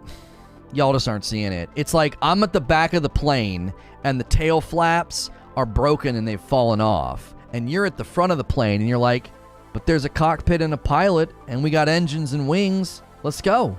This thing can fly. And I'm like, no, it can't. No, you're not going to get very high off the ground. You're like, what are you talking about? We got wings, we got an engine, we got a cockpit, we got pilots. I'm like, you don't have tail flaps. You need that. That's a terrible food analogy. Rice Eater with another $5 tip through Super Chat. Counter argument. Instead of Starfield running like crap, it will just force games on that console to be held back. That's why you will load onto a planet. Hang on, let me think. No, because they made the decision about landing on a planet really, really early in the dev cycle before they were owned by Microsoft. I don't think that's a solid theory. It's an interesting theory, but it's not a good theory given the timeline. The timeline doesn't work. Given their answers to the questions about seamlessly landing on planets and when they made that decision in the dev cycle, I don't think your theory goes very far. It sounds good, but no. Is the Series S not next gen? That's what I've been arguing. I don't think it's a next gen console. I think they sold it on next-gen promises, and even their first-party game, Halo, is struggling to hit, like, the minimum of what people want to see. Like, people were hoping to get 1440 60, and the thing struggles to do dynamic 1080 60, meaning the resolution's dynamic. It's not... Oh, my gosh. It's not... It's like, you guys... It's so obvious to me. The Series S has to run the resolution of Halo Infinite dynamic to hit 60 FPS. Bro, that's unbelievable. That's not, come on. That's not next gen. It has to run a 1080 dynamic resolution, and even then it doesn't hit 60 consistently. Come on. How can you not see? That's that's a first-party title. That's Halo. My word. That's it. That's the checkmate. That's the mic drop. Your first-party titles run in dynamic 1080? I'm telling you, I don't think people understand what's happening. Seems to me arguments in favor of the Series S are just sunk cost fallacy arguments. What makes it not next gen? Can it play next gen titles? Oh. Did Zubair send you that? There's a fallacy there. I can smell it. I can smell the fallacy, and I can't grab it. I'm pawing at it, and I can't grab it. There's a fallacy there. Premise: next-gen console can play next-gen games. Conclusion: next-gen console can play next-gen games, therefore it's next-gen. I think the premise is faulty. I think it's a bad premise. I don't know if it's a fallacy. I think it's a bad premise. I think it's logically consistent, but the premise is bad. Repeat again, sorry. Did you say that if a game runs 1080 60 in 2022, that isn't next gen? My point earlier, Zubair, is those are not next gen thresholds. No. Homie, if they would have come out and said, hey, our next gen console, the Series S, is targeting 1080 60, people would have laughed. They'd been like, that's not next gen. The very idea of next gen is that the threshold goes up. That's the presumption and the assumption baked into next gen, is that it goes up. 1080 60 is not that. It's old gen. It's the previous gen. Single cause fallacy? I don't know. It might be single cause fallacy. I'm not up on that one. How many devs promising ray tracing in Halo? Then crickets. Thank you for the $2 tip, Rice Eater. It's a bad premise saying the S is not next gen. No, it's not. My premise is sound. I'm going to walk you through my premise. Both the Xbox marketing campaigns and the PS5 marketing campaigns focused on next gen being an increase in resolution, frame rate, and load times. Common numbers thrown out were 4K, 1440, 4K 60, 1440, 60. These were commonly thrown out. Failure to hit those is a failure to be next gen. If somebody came to you and said, hey, our brand new game's coming out, and it's going to run on those next gen systems, you're like, sweet, how's it run? Oh, 1080 30? That's not next gen. Well, but it runs on the next gen consoles, and we designed it for it, and we threw in ray tracing. What? No, that's not what was promised. It's absolutely blowing my mind that they promoted these consoles with 4K this and 1440 and 60 and 120, and you're like, oh, a game's struggling to hit 1080 60? That's fine. It's next gen, and it's running on the Series S, so the Series S is next gen. Golly frick, no. You also said that if an older game uses FPS boost to run at 4K 120, that is also not next gen, correct? Yes, because you cannot retroactively make a game next gen, Zubair. Now, you can if you remake it, like what they're doing with The Last of Us, because they're going back and they're redoing everything. The character models, the textures, the rooms, the resolution, the frame rate, the performance. Just going back and slapping on that doesn't make it next gen. If failing to meet high-res FPS removes next-gen status, but just having high-res FPS isn't enough to be next-gen, then you have another factor in your definition that is implicit. No, that's just being pedantic about a colloquialism that's generally accepted. people generally understand and accept that new games for the PS5 and the Series X hitting 1440 60, that's not all you're getting. You're also getting instantaneous load time. You're also getting better textures, better lighting, right? You don't even get any of that in Halo Infinite. You don't even get better textures and lighting. Like they're just it's a pretty game, but they didn't throw like ray tracing in that game or anything else. And it's doing 1080 dynamic. I'm not being pedantic. Definitions are important. But definitions in this regard are a lot of times built on oops, I'm in the wrong window. Frick. I shrunk the chat text. These are the outcomes. The generation totally leaves the S behind. Third party will do this, and first party games will be held back by the S. Yeah. Look, we don't... I tell you what. I'm not enjoying getting lost in the weeds of definitions because it doesn't frickin' matter. The tech world will move ahead, and the Series S is already struggling. I don't need to say much else. The Series S is struggling to run Halo Infinite. I don't need to say much else. I don't need to win some definition argument. I don't need to win some well, the general colloquialism surrounding next gen was largely built by the marketing strategies of these companies. They focused on 4K and 1440 60, and they even kind of mentioned 8K and even 4K 120. So the generally accepted colloquialism surrounding next gen within the gaming world was largely influenced and built upon the fact that the marketing companies were saying that these things and these consoles were going to be able to do these things. And because of that, the general accepted idea was that you were going to be able to buy one of these consoles and hit those features. That doesn't then, therefore mean, that retroactively, if a game hits those features, that is then a next-gen game. Next-gen games will be new games on these platforms that hit these things, along with other features like ray tracing, texture mapping, better draw distance and lighting, and fog and volumetric things like that. That would then therefore make it a next-gen game. That's not what I'm arguing. I don't really feel like arguing that. I don't. I think that I could. I think that I could make a very strong argument that next gen is a colloquialism within the gaming world that was largely defined and set by the marketing of these freaking consoles. That doesn't mean you can cheat and go retroactively add it to games. I thought we didn't care about generally accepted ideas. We don't care what Billy at Walmart. Well, no, that's not the equivalency of what I was saying. When I said that I don't care what Billy at Walmart says, what I was saying was, if you lie, this guy accepting it doesn't make it okay. That's what I was saying. I wasn't saying that generally accepted ideas were irrelevant or wrong. Gamer colloquialisms are, by definition, like a generally accepted idea, concept, or philosophy. And next gen, as a concept, as a colloquialism, was largely set and defined by the marketing of these companies. Not me, not you. They're the ones that set the marketing.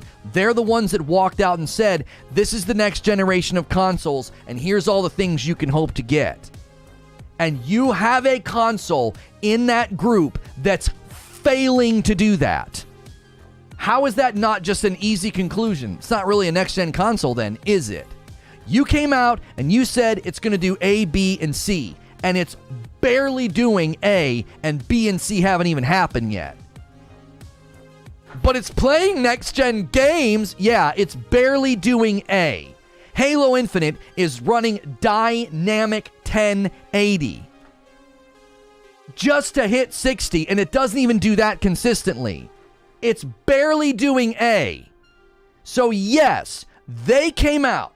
Microsoft, not me and not you. They came out and they set the parameters and the terms, and they are failing to hit those on the Series S. That's the issue. It's not about your definition or my definition. They set the parameters. Daddy, chill. I didn't mean anything by it. No. This is good. This is good. I'm not mad. I'm not mad. That's me. That's what I do. You got me up in preacher mode. You spun me all the way up to the tippity top. Rice Eater with a $5 tip. People forgot ray tracing was a huge part of next-gen marketing. Now half the devs skip ray tracing on the Series S altogether, and they still lower the graphics on last-gen games. I see your point, but I don't think the majority cares, so Microsoft doesn't care. You don't think Microsoft cares? They don't care. The headline of today, Turk, is that Microsoft is responding to dev complaints about the lack of memory, but they don't care. I think they do care. Homie, the majority of the consumers, they gonna care when a game skips a Series S, because it's going to happen. I promise you, there will be games that skip the Series S, and you're gonna see me just sitting here saying, I told you so. I told you that was gonna happen. And it's not going to be gloating. It's going to be like, I tried to hold up the sign and say, this is worrisome. This is bad. What are all those people going to do? Games aren't going to skip the S. Homie, 2 years ago, Microsoft said they are going to allow developers to target the X and to make games just for the X and not the S. They said that 2 years ago because companies were probably already asking if they could do that. It's going to happen. It's already been a discussion. It's already been discussed, and Microsoft already said, yeah, we're going to let people do that if they want. Where did they say that? There was 2 different statements made about it. The last time we discussed this, we went and read the quotes. There was a spokesperson from Microsoft, and then there was some interview where they said, we'll allow developers to target the X if that's what they want to do. If they want to make a game specifically for the X, yeah, we'll allow them to do that. Come on. Come on. If you've been here before, I don't pull things out of thin air. We do our research. This was addressed 2 years ago. I can't find anything where that was said. Microsoft will let devs skip the S. Hang on, I have to put Xbox.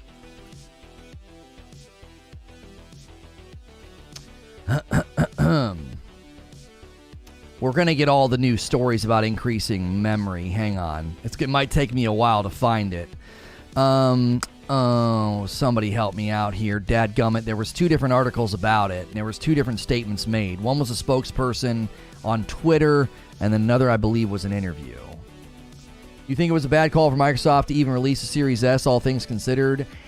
I do. I do. Imagine a From title or similar third party skipping the S. You can always watch your old videos. I don't know where we even discussed it, man. Microsoft will let devs skip the Series S. I swear that was the headline. Frick. It was somebody found the articles and we went and read it, and there was 2 different statements made. I can't find the articles now because every article is about what we're talking about today. I can only find where they said you have to support it. No, they said the exact opposite about third party. It was like a tweet, and the guy said, the guy literally said, yeah, if people want to make games just for the X, they can do that. That's their choice. I put it in Discord, but I can't get on there now, says English O. I remember you citing that source before. I'll stipulate it to being accurate. They said it, said Eugene. Microsoft decides games can be exclusive on the Series X. Yeah, that's not it, Dual Shockers. Hang on, Gary might have the headline. He might have the headline. Yeah, right here. We found it. DeveloperTech.com. Yep. This is what we read last time. Yep. Thank you. I'm telling you, I like, this isn't fandom. Like, I don't do that. Like, I'm not some hater, rude guy. Microsoft has decided that developers can make games just for the Xbox Series X. Keep in mind, this was published in July of 2020. I told you 2 years ago this conversation already took place. Phil Spencer wrote a post and said, we want every Xbox player to play all the new games from Xbox Game Studios. That's why Xbox Game Studio titles will release in the next couple of years, like Halo Infinite. They'll be available on the Series X and the Xbox One. We won't force you to upgrade to the Series X. Okay, that's great. Now, where's the quote? Future first-party titles are developed for the Series X first. Okay, this is Aaron Greenberg from Microsoft. keep that in your head for first-party titles. They're developed for the Xbox Series X first. Not saying those games won't ship on the Xbox One, only that we are leading with the Series X, and each studio will decide what's best for the gaming community they launch. So he's basically saying these are developed first. And then the other quote was, our future Xbox Game Studio titles are being developed natively for the Series X. That supports what Greenberg just said. We will continue to invest in tools for devs to scale across consoles. Which consoles each studio or game can support will be based on what's best for their game and their community at launch. They are giving them permission to skip the Series S. Microsoft did not correct this article. They did not correct this headlines because that's what that quote means. Which consoles the games land on and support, it's based on that game and what they want to do. And they ran with this headline. Microsoft has not corrected this headline, and they've even said, well, yeah, I mean, we make games for the X first. Even the first-party titles, the S and the X are the same console. In the context of that statement, no, they are discussing the two consoles. They're discussing how things are built natively for the X first. That's not how you want to read that. Homie, if this was a false headline, there would be a correction in here. Microsoft would have issued an update and a correction and been like, no, if you develop a game for the X, it's for the S. Microsoft did not push out a correction because that's exactly what that statement means. They are not coming out and saying it boldly and like crystal clear, but they're saying it. Was the Series S even announced when this statement was made? In July of 2020?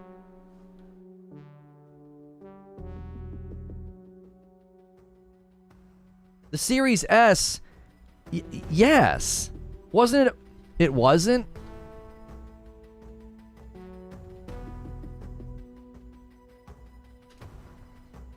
So I'm supposed to believe that the Series S released in November, but in July they hadn't talked about it yet.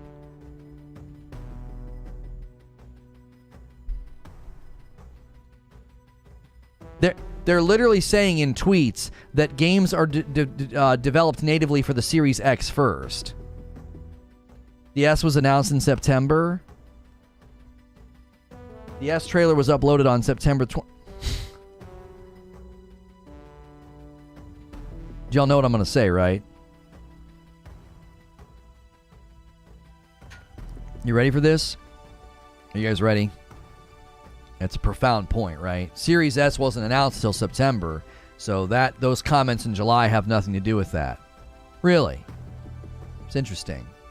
So the dev kits that went out, and you had companies making games natively for the Series X. Series S totally blindsided them?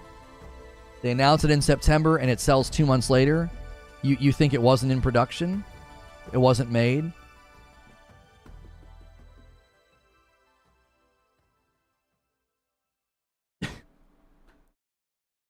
Man, oh man, you guys are trying real hard. You're trying real hard. Go to the GameSpot article. What GameSpot article? Which one?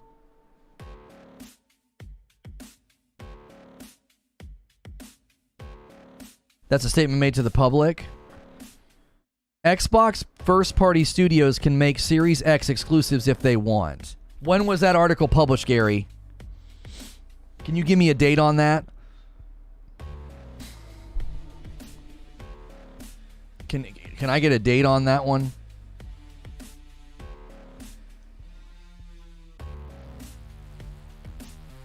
Yeah, but Creature, this is what people are saying. People are saying, yeah, they said that in July. They were saying Series X versus the Xbox One. Yeah, that was in July as well. Yeah. So what people are saying, Creature, is that those statements were about the Xbox Series X versus the Xbox One. The S hadn't been announced yet. That's what they're saying. I think their point is fair, but I don't think it's actually very strong. I don't think it's very strong. So you think the developers were having conversations with Microsoft in July, and they had no idea about the Series S. The dev kits are in circulation. The Series S is in production because they sell it 2 months after the trailer. Like, this idea that the Series S was just a big shock and a surprise, let me ask you something. How on earth were any games going to launch then? Seriously, think about that. How would any developer be making a game for your platform if you surprised them with the Series S? The devs knew about the Series S. Literally, right after the Series S was announced, there were people in the industry talking about the memory problems. They were like, that's not enough. That's going to be a drastically slower machine.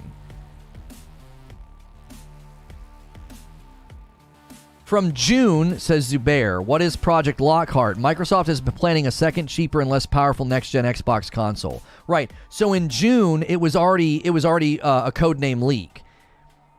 Codename Lockhart. It's designed to take most of the key next-gen improvements found in the Series X and provide them at a lower price for gaming at 1080 or 1440. Right. So that information was already... There's no way the devs didn't know. You wouldn't be like, surprise, you guys got to make all these games run on the Series S now. No, the developers knew. Now, I do think it's a fair point. I don't think, I have to concede this and I have to retract this. I don't think we can concretely say that Microsoft is giving people permission to skip the S since these comments were made prior to its announcement. I will concede that point, that Microsoft has not explicitly stated it. I still think the Series S will be skipped, and I also think some of their commentary points to that happening. They're literally saying things are made for the Series X natively first, and then they can be downgraded if they want. So I'll concede that. I'll concede that point. I will no longer be like, hey, Microsoft is giving devs permission to skip the S because these statements were made prior to the announcement of the S. I still think these statements apply, but I'll concede it. I'll concede that point. You win that one. I still think, based on their comments about how games are natively made for the Series X first, man, that really supports my position. I'm talking first party. They said first party games are made for the X first. Series X and the Series S were announced almost a year apart. I don't think it will be skipped. Microsoft will find a way to get the game to the lower levels. Now, Prosy, some people have said that. They're like, well, Lono, I think Microsoft's going to convince people to do it anyway because they'll run it on the cloud. And I don't think so. I've not been compelled to believe that someone would want their brand new awesome next-gen game running on cloud because it's inferior. It's an inferior experience, and that would harm the reception of their product. They don't have a dog in the Microsoft fight. If some company is making a third-party, awesome, super next-gen, super pretty game, and it's going to hit PS5, PC, and the Series X, that's a gigantic market. They don't need the Series S if the S is going to damage the perception of their game. And I can give you a great example of when this happened. Batman Arkham Knight. Beautiful game, awesome game, and they had 8 people port it to PC, and it was a freaking disaster. And it absolutely lampooned that game's reception and reviews. Why? Because it ran bad on one system.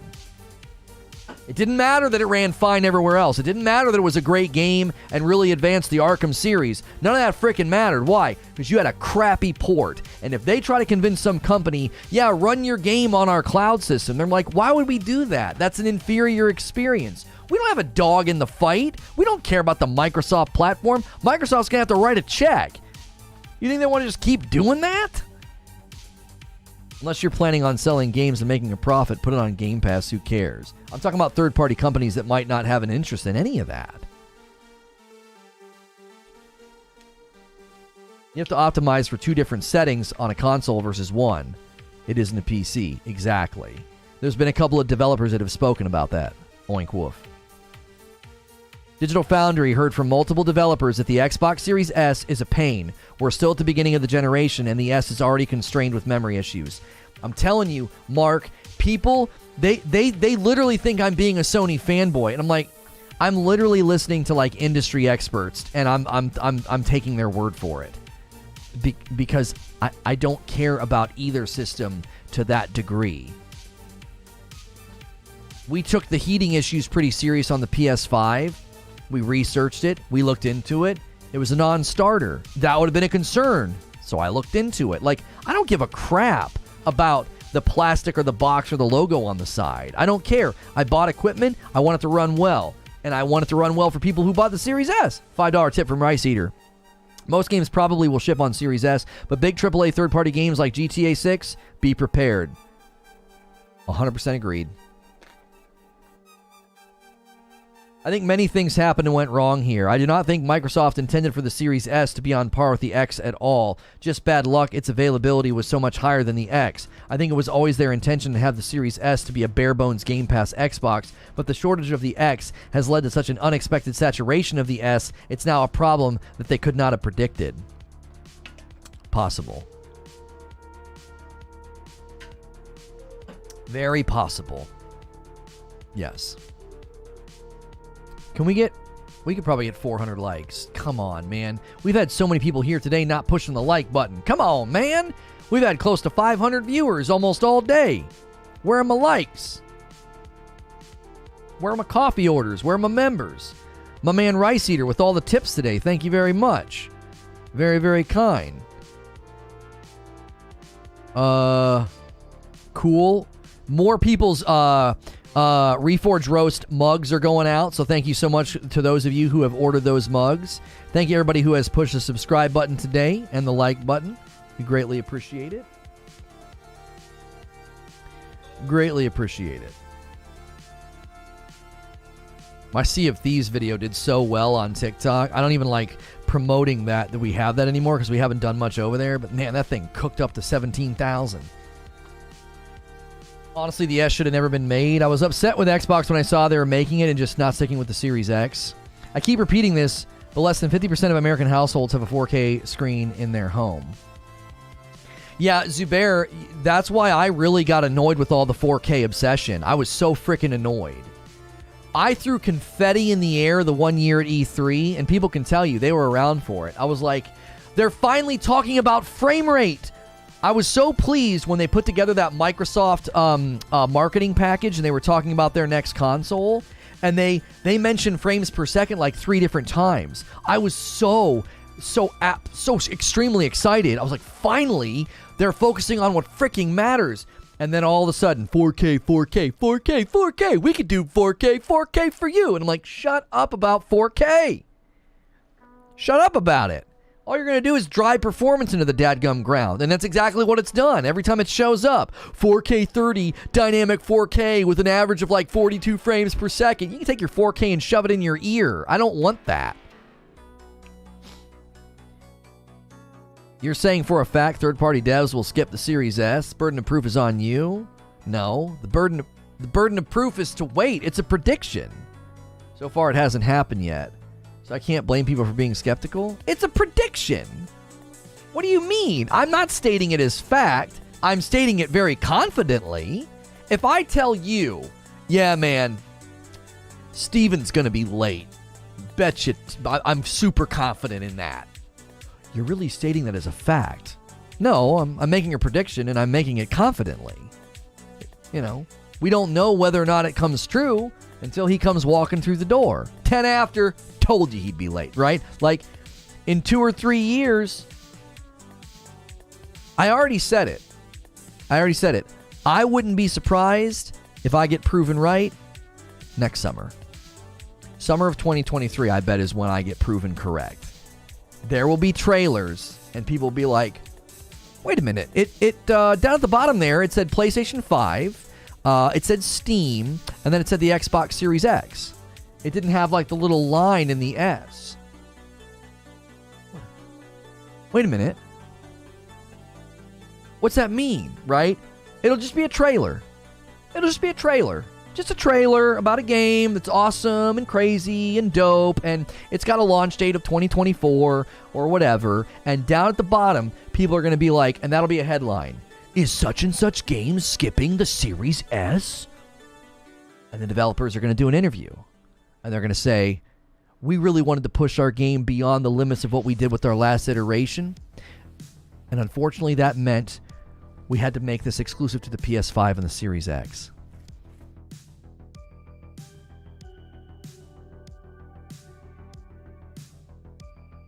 There are more key factors here. CPU, memory speed, Zen, RDNA optimization. First, let's start with the CPU. CPU is a high-powered CPU having variable clocks.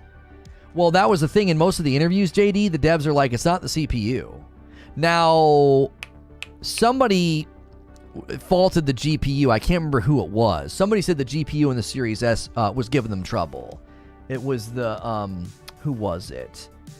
Oh, that post-apocalyptic shooter game, and I always forget the freaking name of it. I don't know how accurate this is. What is that?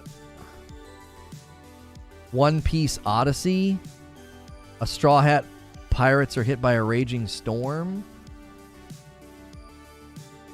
What is that? What game is that? I mean, I know it's GameStop, but what is it? Sean says, y'all homies are acting like we don't straight up call this man Lono Stradamus. We do, and we do it for a bloody frickin' reason. Thank you, Sean. Stipulation on the prediction that skipping of the S must come before rumors of next-gen consoles start. That changes the math. Oh, it's One Piece. Oh, that really popular anime with the guy with like the big grin and like the red shirt.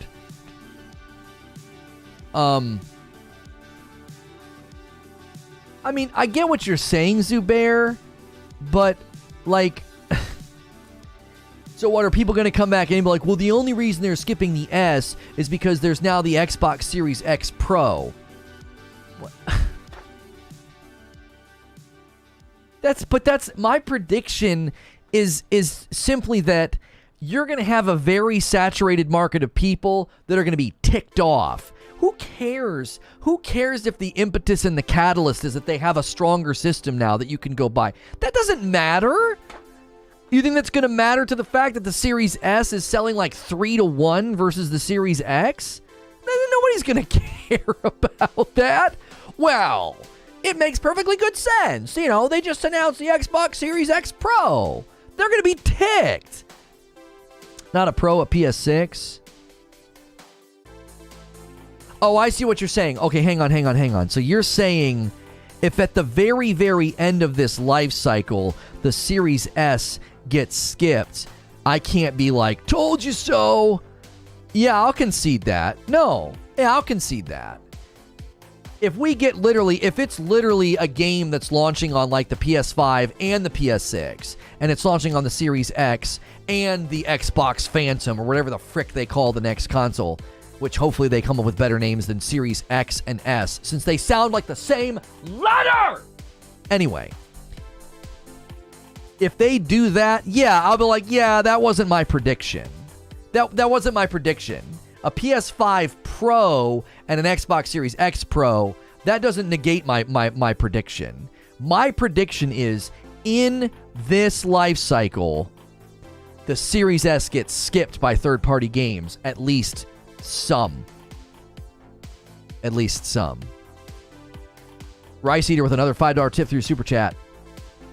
There is little reason for devs to skip the Series S now. Virtually everything last gen. Look at Redfall. Redfall looks like State of Decay 2 in 2023. Okay, you got to be real careful though, Rice Eater.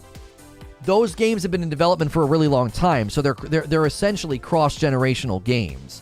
Or like Starfield, for example. Starfield's still built on the Creation Engine. Creation Engine 2 does look really impressive. We watched that IGN performance analyzation, and it was actually a pretty good video showing how much it's improved. But I am talking... I'm talking about... Hang on. One Piece is coming this year according to that trailer? What kind of a game is it going to be?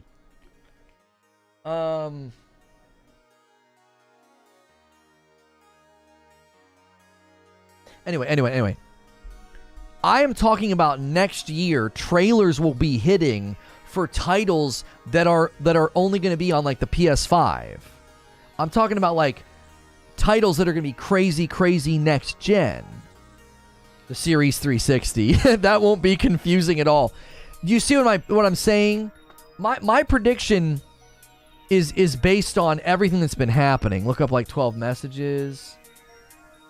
Look at the console orders. It only showed the X for me. Oh. Oh.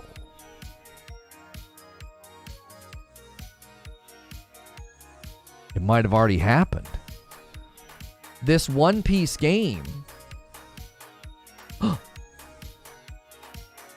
Look at the... No, but PlayStation 4's in there. No, Butters. No. Something's wrong. No. PlayStation 4 is in there. I refuse to believe that a game's going to launch and run on the PS4, but not the Series S. Like, look, Series S has got some issues, but it's stronger than a PS4. Come on. Look on the Bandai. The S is literally missing. Yeah, but look at the trailer that Paul just showed. Coming 2022, the S is there. The Bandai trailer shows it. Yeah, you're right. The Bandai website does have the S missing. That doesn't make any freaking sense. It's a prefab logo bar. Harry Potter has both. It's a glitch, though.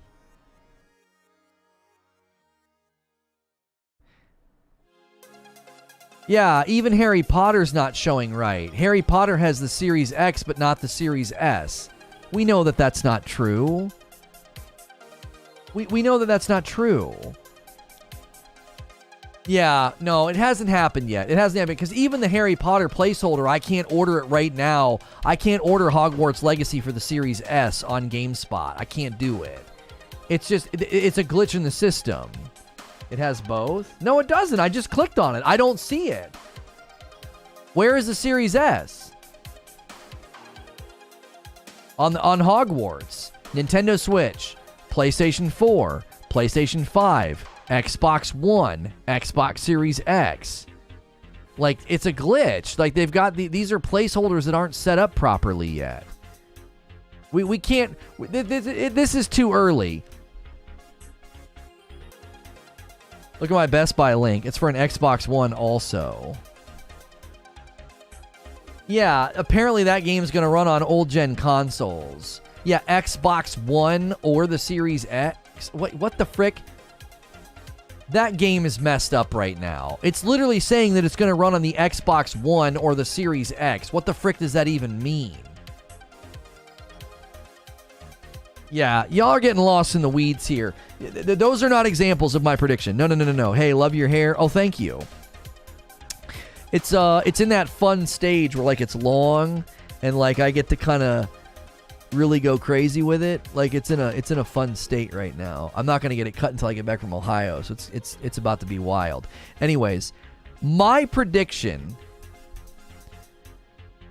is that trailers next year for really big, super dope, next-gen, third-party titles, my prediction is we are going to see games skip Series S. That's my prediction.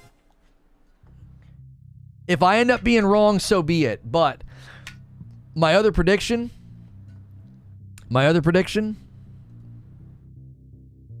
is that Starfield's going to run really poorly on the Series S to the point that it makes headlines. That's my other prediction.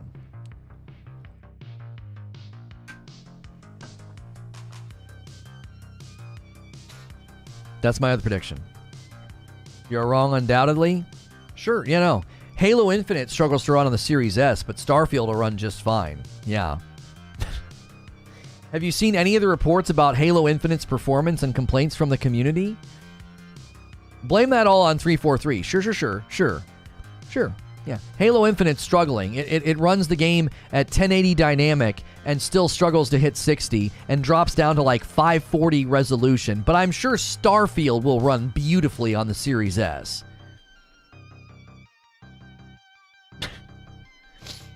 found this in the article. One Piece Odyssey is coming to all current and most previous generation consoles. That includes PS4, PS5, Series X and S, and PC. Yeah, some of these websites just have glitches in their placeholders. Do we think it's a 2077 thing all over again? Yes. Yep. It's going to be just like Cyberpunk. I don't think it's going to be as... I don't know if I can even say that. It's going to be like Cyberpunk. That's my prediction. I'm telling you right now, that's the reason for the delay, man. My prediction. Pain, Clubber Lang. He's gonna kill you to death, Rock. This guy is a murderer. He's gonna kill you to death. That's Mick's best line.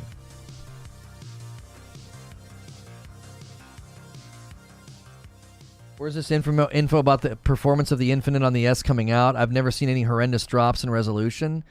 There was some tech website that did analyzation of the dips and the highs and the lows, and they said that it dips as low as 540, and it has to run dynamic 1080 just to give you 60 FPS. Like, don't let me saying that quickly get lost in the fray here. It has to do dynamic 1080 to give you 60 FPS. Bro, they can't give you 1080 60 in Halo Infinite. What do you think's going to happen with Starfield? What do you think's happening right now? Why do you think Starfield actually got delayed? It's the Series S, man. Y'all think I'm being a hater. It's like, no. You read the tea leaves, brother. Read them. That's a Halo problem. Yeah, that's right. And the Yakuza game, there's a Yakuza game that struggles to hit 1080 60. It's that game's fault too, even though it's an older game. I think Final Fantasy Remake 2, where the devs chose to skip 160 million user base of the PS4 to fit their version on a 20 million user base PS5. Yeah, it happens. Yeah, there's proof that they'll skip a large player base. Thank you for the 5 spot. I'll give you a great example. I'll give you a really good example. Returnal and Ratchet and Clank Rift Apart. There were technological things that they really wanted to do with those games, and guess what they had to do? They had to skip 112 million user base potential sales. And at the time, there was less than 20 million PlayStation 5s in circulation. The developers will 100% say, we can afford not to launch on this console because we need to do all these things. Turning their backs on 120 million PlayStation 4s, it's not going to be very hard for some third-party developer to turn their back on the Series S. It's a slice of the pie. It's not the whole pie. Like, if they can launch on Series X, PS5, and the PC, think about market saturation of the PS5 and the Series X over the next couple of years. It's just going to keep going up. The market reach of the PS5 and the Series X and PC is so big, they're not going to be like, oh, shucks, if we don't land on the Series S, we're going to lose money. No, they'll be able to do it. Economically, it'll totally be possible. I think Sony also thought that their PS5 install base would be higher than it was for Ratchet and Returnal, but didn't foresee a chip shortage. That is true, MRI guy, but the beauty of that is every time they've sold PS5s and resaturated the market, all their first-party titles have a crazy uptick in sales. Everyone's like chomping at the bit to play those games, so like it's working out. Obviously, they wish that they could have had way more PS5s in circulation, but it still would have been a smaller user base, homie. That's the point. Developers will turn their back on a user base if it means, listen, we want to do all these amazing things. We know we're going to lose on sales, but like the production and the time and the development and the degradation of the game isn't worth it. This is from Digital Foundry. Moving on to the Xbox Series S, there's a twist. Looking at the quality mode, Series S image quality is markedly inferior to the Xbox One X. Is that a typo? The image quality is markedly inferior? What? The dynamic 4K of One X drops down a locked 1080p instead with the same 30 FPS target. In truth, this looks like a heavy cutback, and we'd hope to see an upgrade to 1440 at some point for Series S. Settings-wise, near to far foliage draw is identical between the 1X and the Series S, as is the quality of texture filtering, depth of field, and even shadows are comparable. There are differences, however, if minor. Trees render slightly further towards the distance on the Xbox One X, but it's a subtle change. Texture quality is very similar too, albeit a touch more blurry on the Series S owing to lower resolution. The Xbox One X is the sharper and cleaner of the two by running at a dynamic 4K. Again, generally speaking, it's operating at a lower resolution on an Xbox One X, even if its dynamic resolution lower bounds is higher and overall performance is more solid. The resolution window here varies from 1706 down to a full 1920 1080. Variable rate shading is also used here. Bro,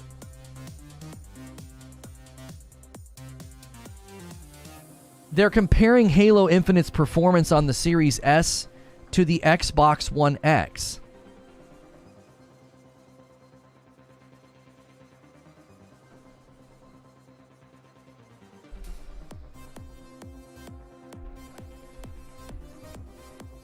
The Series S, it's not a next-gen console.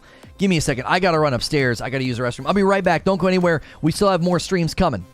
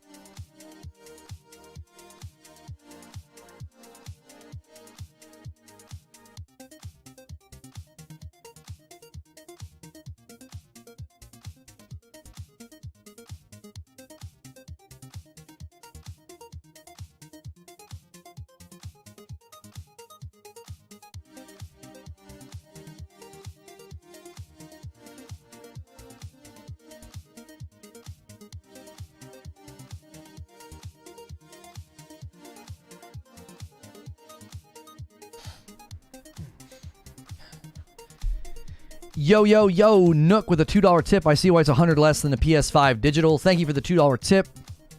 So instead of admitting Series S isn't next gen, Lamau, YouTube chat has now decided the Xbox One X is actually next gen. You can't make this up. What?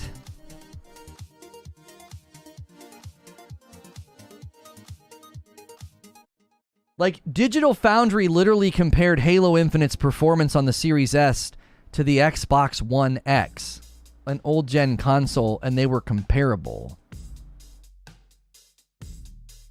Lono was so wrapped up in arguing about the Series S being in trouble, he didn't tell Abe to shut up once today. Gritter says, the only value the Series S had was that it followed Microsoft. It allowed Microsoft to get consoles in the hands of customers despite supply chain issues. With the Series X's everywhere, the S needs to go.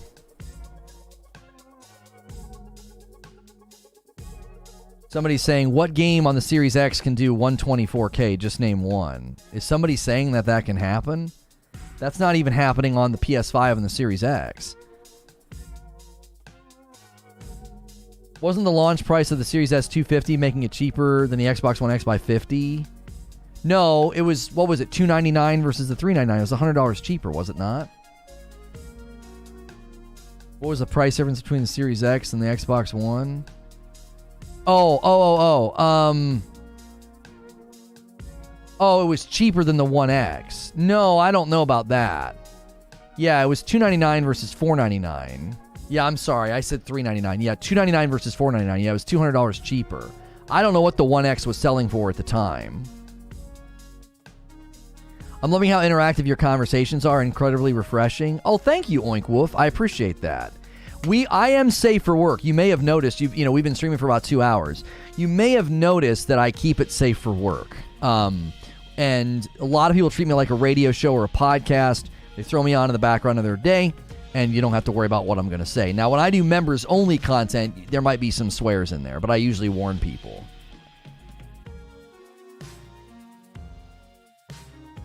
Look, chat, I didn't have an easy time getting another Series X. Where do you have regular availability? Lono's interaction with chat has balanced acidity. That's right. That's right. My brother is funny. pH balance. Yeah. And like now, I can't say it without smiling. Like, yeah, our coffee has balanced acidity. If you've never tried coffee with balanced acidity, you owe it to yourself to try it out. This stream has balanced acidity. Oh, man. That was funny. It was a good bit. It was a very good bit. They discontinued the One X by November of 2020. I wonder how many defending the S said the PS4 was holding back the 5. The stream yesterday was amazing, so funny. Thank you. And you want to be my latex salesman. That's right. That's right. Vandalay Industries. Say Vandalay. Say Vandalay. Yeah, Eurogamer, Digital Foundry, 2021, Halo Infinite campaign, every console version tested. It's not unheard of for someone to release updated chips that still perform worse in some areas for graphics cards. Maybe Microsoft is following this trend. Wouldn't surprise me if the Xbox One performs better in certain areas, like how a 2080 Ti beats a 3060.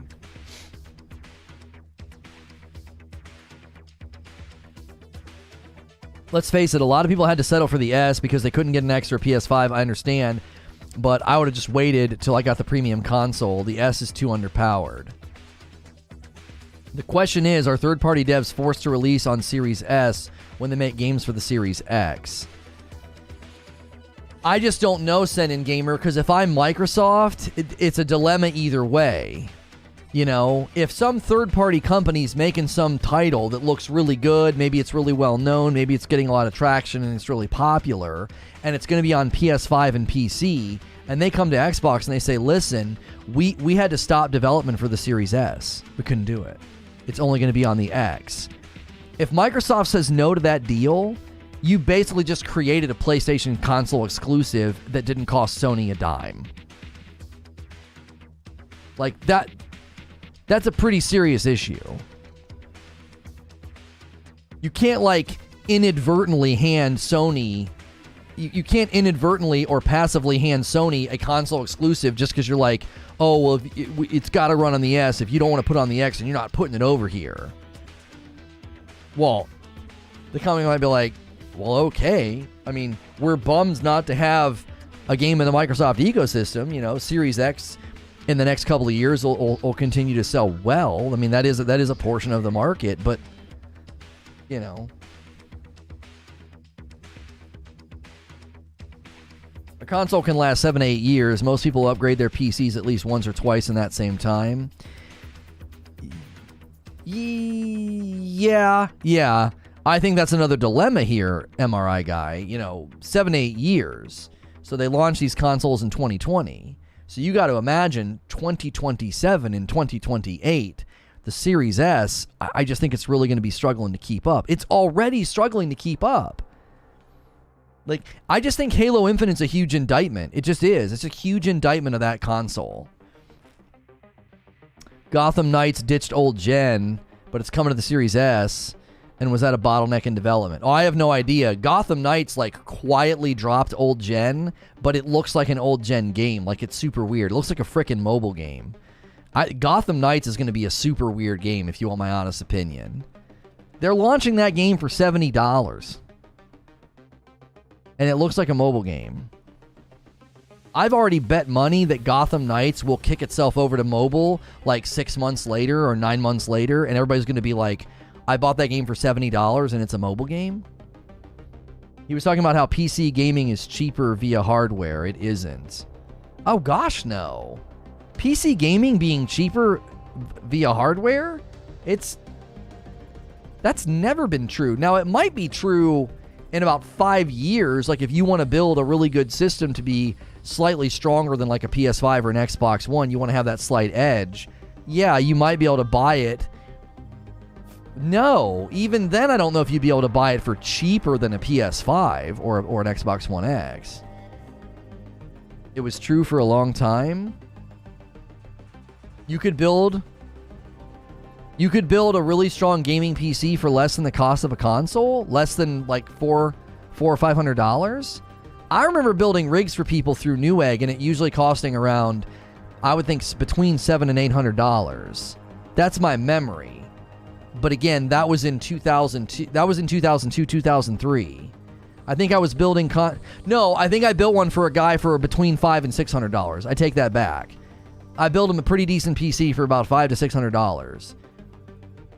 But I could have gone cheaper than that, like, because consoles were what back then, like $400. Back then, building a PC for $300 to $400. I don't know. You could custom build pretty cheap if you knew the right places to go.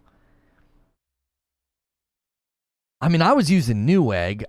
Another tip, Rice Eater, just going crazy today. A $10 tip. Pull up Metro Exodus Enhanced Edition. The ray tracing showcase tested the Series X and the S from Eurogamer, starting on the 6th paragraph where they talk about the Series S version. Is it a video or a blog? Thank you for another tip. You've been super generous today. You said it's Eurogamer? I got it. What? And you said 6th paragraph. All right, hang on. My man is not just tipping money. He's out here doing research for me. Okay, 1, 2, 3, 4, 5, 6. In terms of overall comparisons, is that where you want me to start reading? Maybe I went too far. How does it start?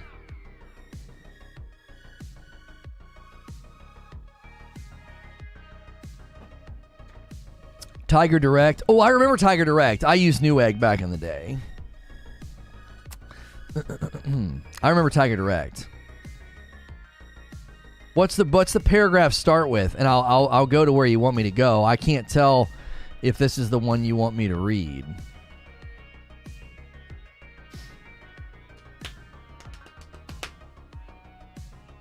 I wish more people would be like Rice Eater. He literally can't talk in chat without using Super Chat. Can we get more people to be like Rice Eater? Can you imagine? Sorry guys, we're putting chat into Super Chat only mode. You can only interact with me and debate me if you do Super Chat. Minimum of $5.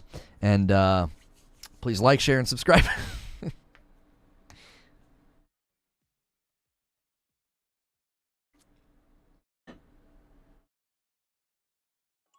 Just sub. Yeah, I know. I'm being really, really silly. I'm not asking people to do that. Rice Eater has been a champion today. He's tipped an absurd amount of money through Super Chat.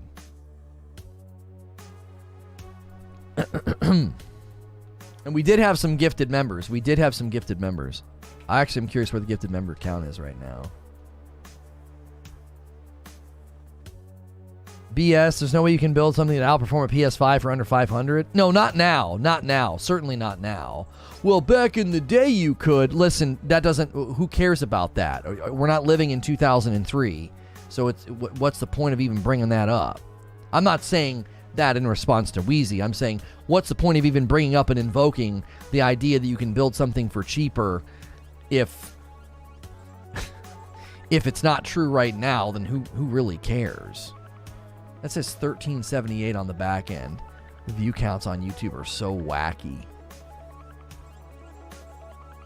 We were being nostalgic. Yeah, you guys were being nostalgic, and that's fine. He was making a point that I think MRI guy is correct to disagree with. We have 1,594 members right now. We are 6 members away from 1,600.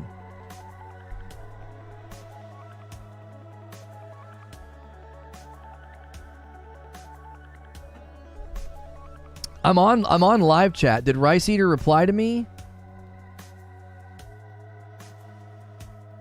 6th paragraph where they talk about the Series S version. But the Xbox Series S is an altogether different proposition. My man just did another $5 to tell me, I love you. You're my favorite person right now. Okay, I think I went too far. But the Xbox Series S, I'll tell you what I'm going to do. I'm going to search for the word altogether. Found it. Yo, Dodevas is going to gift us 5. He's going to get us right there next to 1,600.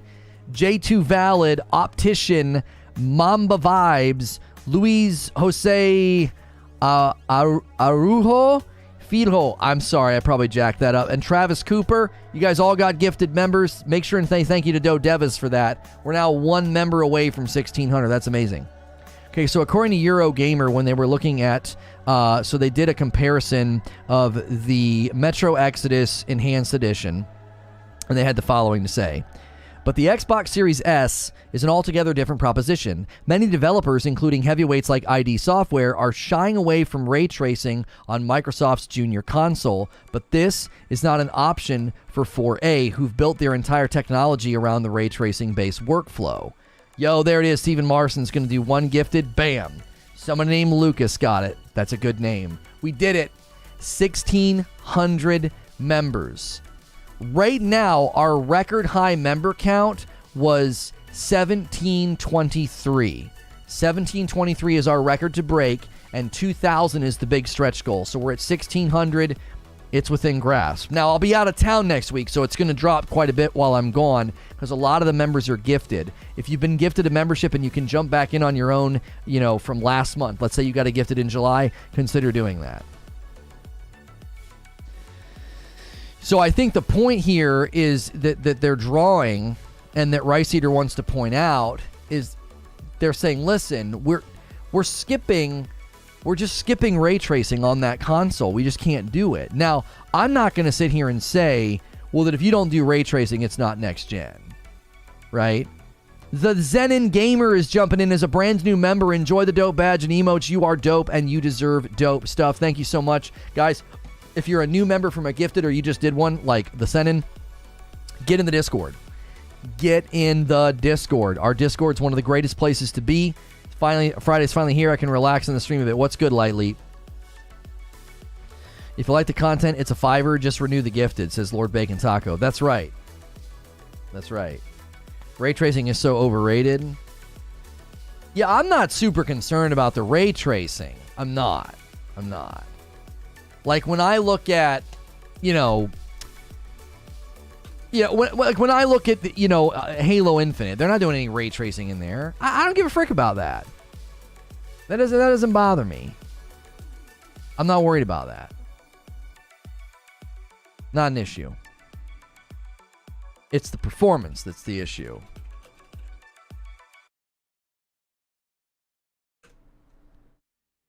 Hang on, I gotta get the next thing set.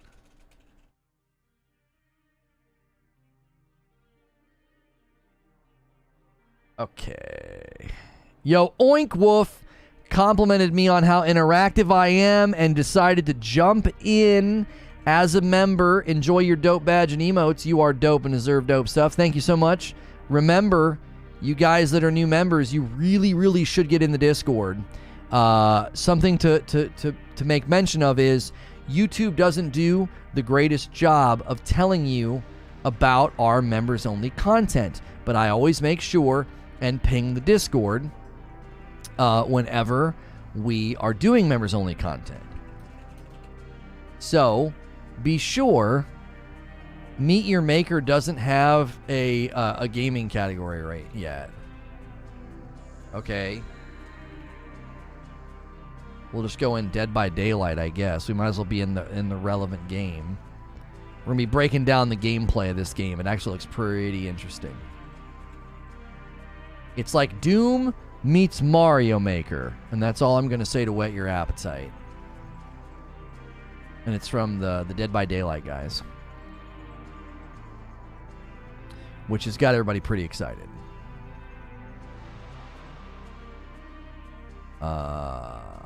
Public 12:30. There we go.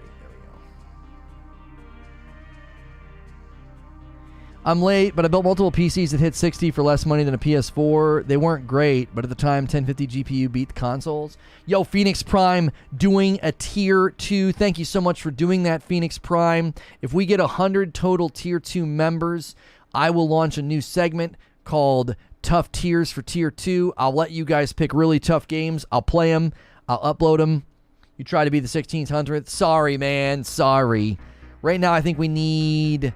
Let me go here and look. I think we need like 33 more people to upgrade to Tier 2. It's like 30-something. If I go current level and apply 67, we have 67 Tier 2 members, so 33 more. If 33 more people upgrade. Also, Mr. Glum has to like upgrade to Tier 4 or something like that. Yeah, tiers for 2s. Yeah, the tearful 2s or whatever. I was saying, you know, tough tiers for Tier 2. I heard reports of the 4070 being similar in performance to the 3090.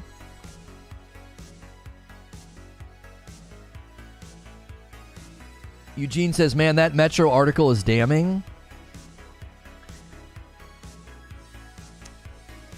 Right, yeah, I feel like we've completely... We've just beat it to death. We've beat the whole thing to death. Like, none of this makes me happy. You know, I've got questions, to ask you guys, actually. We've basically spent the lion's share of the time discussing whether or not this is a valid concern, especially for people who own the Series S, right? Because I remember Eugene said it multiple times, like he was considering buying it. And he's kind of like, dude, I'm glad I didn't, right? Metro's a bear to begin with. I struggle to get positive frames with my 3080, so no crap, it struggles on the S. Well, hang on a second though, Jake. Isn't that an issue then? Aren't a lot of games targeting like upper tier performance, and wouldn't that then mean that, and that could be an optimization problem with Metro specifically. That is true, because they did say that ray tracing. The entire technology was built around ray tracing based workflow for Metro, so that's probably why it's such a beast. So this is like, okay, well, skip ray tracing on the Series S, and Metro's a wonderful cautionary tale about it, right? Would you, or do you think consumers would be willing to buy a memory upgrade, if that's even possible? Yo, Dan upgraded to Tier 2, taking us down to only needing 32 more people to upgrade. Thank you for doing that, Dan. I appreciate that. Tier 2 members, you get in the VIP room in the Discord as well. You might get game codes. Sometimes I get extra codes and I throw them in there. Whoever grabs them, grabs them. And what else? Oh, on community game nights, we let the Tier 2s in first if it's like a really full night, which is probably going to start happening the more members we get. So if you're a Tier 2 member, you get in right away. You get first dibs. So if it's a smaller game and maybe we can only play with like 10 people, 15 people or something, you're going to be able to get in first. Like a Jackbox game or something. Wow, my frame rate dropped while people starve in the streets. Yes, that's an intellectually strong argument. You're talking in my YouTube chat on the internet, and there are people starving in the streets. What the frick is wrong with you? Why are you such a horrible person? I can't believe you're not out there feeding them and giving them shelter and food. Like, man. The audacity to come in here and type in my chat on YouTube when there are people starving in the streets. How dare you, sir? How dare you?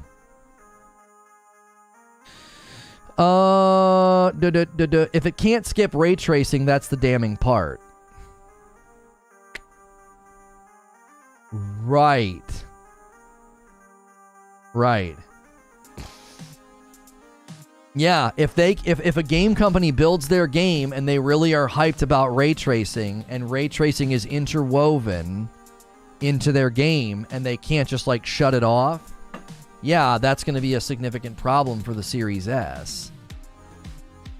Why did we just lose? Man, YouTube must be doing that thing again. We just lost like 50 people? I feel that was just a joke. I don't know. Somebody did it earlier. Somebody did it earlier. It's like once they realize they've lost the argument, somebody did that earlier. Like they realized they lost the argument and they were like, oh my gosh, my console can't hit these thresholds, first world problems. I'm like, what the frick? That has nothing to do with the argument. I think you might be jumping the gun, says Abe. I'm sure this guy has adopted some of those hungry families. He's giving them shelter. Yeah, I'm sure. Gotta bounce, Lono. Have a good one. All right, see you later, A9.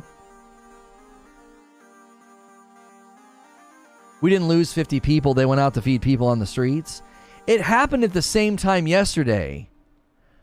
I swear the same thing happened yesterday. It was right around noon. We just lost a ton of people, and then all of a sudden they'll come back. It's like, what? I don't know what it is. I guarantee you that we bounce back up above 400. Just watch. I bet you our view count number bounces back. Because we had like 430 something, didn't we? Or maybe mine was delayed. It looks like we haven't been that high for a while. A little bit ago, it says we were at 392. No, never mind. I just wasn't watching the view count. It's been a slow decline for a little bit. Lunch break? No, but yesterday we lost them and then they all immediately came back in, so I'm not sure. This was something different. It wasn't. I thought it was a blip.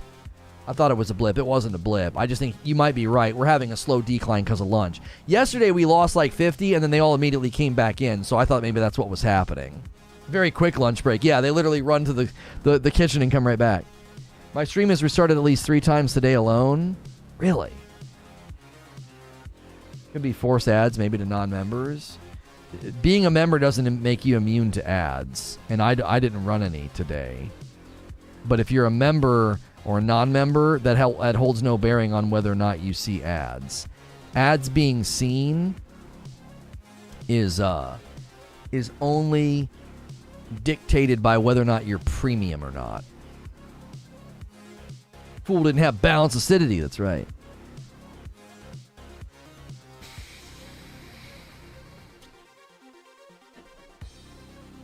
Break time moving from their PC to their phone? Yeah, maybe. All at the same time, though? I think yesterday when it happened, it was a blip. But maybe. We'll get a bump here in a minute because they'll get the 30-minute noti for the next stream, but it's not live yet. What if YouTube gives our free membership during ads? Wait, what? I don't understand that question. Digital Foundry is good and bad. It starts console wars, not their fault. One has an extra pixel and oh no, the other version is trash. We wouldn't even know any of it without Digital Foundry. I would say that yes and no, that's true, Godson. I don't think in this case that's what's happening. What's the next stream? We're going to be taking a look at the new game by the Dead by Daylight devs. It's called Meet Your Maker. It's like Doom meets Mario Maker. It looks really, really fun and really freaking cool. And tons of people were talking about it, so we thought, we like looking at gameplay with you guys. Kind of feels like a fun time, so by that time my brother should be here as well. I saw something about the development of AI tech that can anticipate your actions in games and help to reduce the lag of cloud gaming. If that works, that's huge. Yeah. Yeah, I've heard about that too. I wonder how close that is to being implemented. Because like, if it's experimental right now, like, how long will that take to like land in games? Oof, the Dead by Daylight devs? I thought that game was pretty popular and beloved. NVIDIA already uses heavy AI technology on the GPU level. That's pretty much DLSS. I'm going to give Multiverses a try tonight. Any good? I've not tried it, no. It seems like it's getting well received. I've not looked at the reviews myself, but I feel like I've seen mostly positive headlines about it. Oops. It's got very positive reviews on Steam. 50,000 reviews, and it's got an 89%. I would say that's pretty good. It was getting hurt a little bit when it first came out because there was some kind of an account syncing issue. 50,000 reviews and holding almost 90 is pretty strong. It's pretty good. Dead by Daylight is fun, but they do take a long time to push out fixes. Fighting games do something similar with rollback netcode. Smash Brothers with Warner Brothers characters. Yeah, it's a brawler. It's a brawler.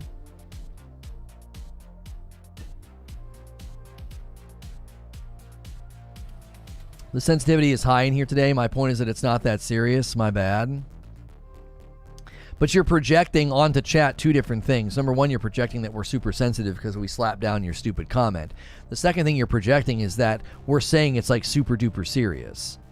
Like, at one level, you're just, that's just condescending to do. Like, I'm so above everybody here. It's not that serious, right? Like, that's just condescending. And at another level, it kind of is pretty serious if a bunch of people are buying the Series S and they're buying it on an idea of like, oh, this thing's going to be a better console, a stronger console, and they compared Halo Infinite running on an Xbox One X to an Xbox Series S, and there were marginal differences. What's wrong with console wars? As long as you argue your point without being rude or disrespectful, people have preferences in sports teams and other stuff, and there's nothing wrong with that.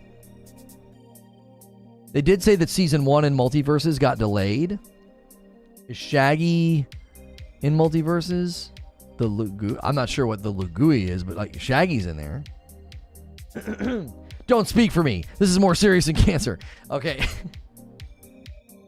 I don't know who that was directed at, but people throwing shots and insults at you and others in chat because they disagree is not cool. Oh, the person saying it's not that serious? And that people are being sensitive? Yeah.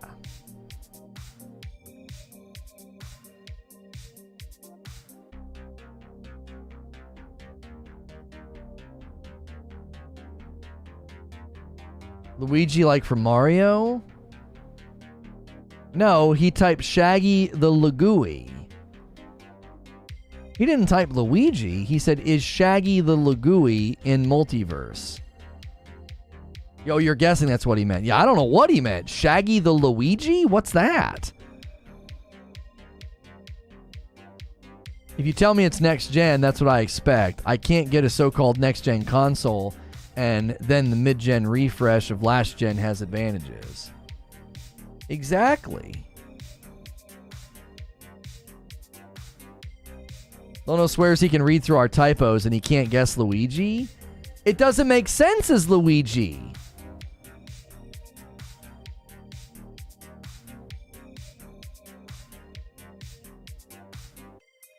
What were you trying to type? Mobile misspell? What were you trying to type, Robert? Shaggy the what? This stream isn't fat finger friendly. He's asking if Shaggy is the Luigi equivalent in Multiverses.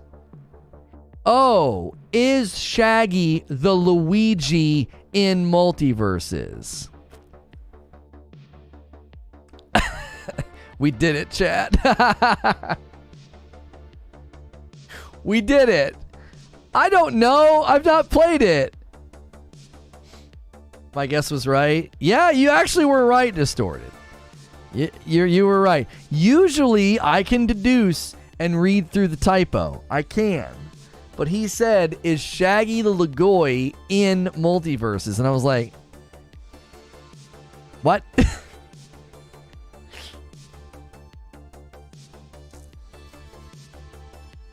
Pack it up, chat. We aren't going to beat that. See you in 10 days.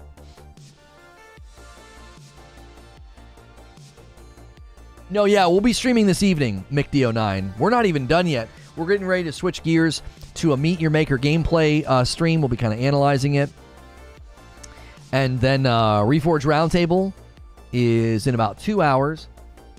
Yeah.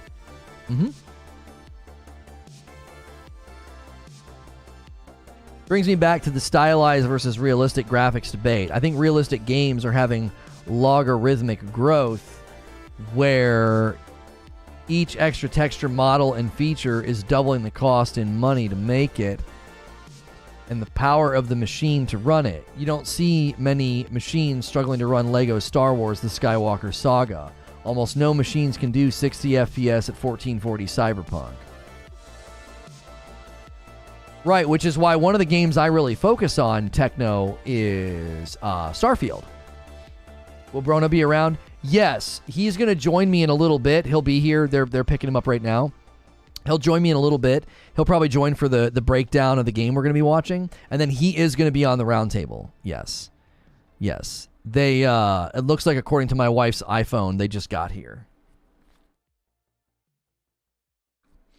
Sorry if I'm late, I may have missed that. No, you're good, Techno. You're adding good context to what I said earlier about Starfield. I said, look at Starfield and try to tell me that it's not going to run really poorly on the Series S. We're going to have another Cyberpunk on our hands. I've continued to say that I think the Starfield delay is more related to the Series S than anything else. I hope they make a Flavortown map. Welcome to Flavortown! You got Kid Tracker installed on your wife's phone? No, we just have the Find My iPhone thing so we can see where the other person is. So like if she's driving, I don't want to text her and be like, "Where are you?" I can be like, "Oh, she's almost home." Yeah, we share the we do the share location thing. So if one of us is driving, we don't have to like guess where they are. We can be like, "Oh, okay, they'll be home in a few minutes. They just left the Kroger or whatever." Warner Brothers owns Dirty Harry. My family all use the share location feature because we ain't trying to hide our criminal activity. We have an app. I can tell you how fast my kids are driving. Oh. Well, yeah, I'm not worried about that. I'm not worried about, like, how fast is my wife driving in the car. I'm not worried about that. That's not a concern. See, you're at Chick-fil-A. Give me a sandwich. That's right. That's right.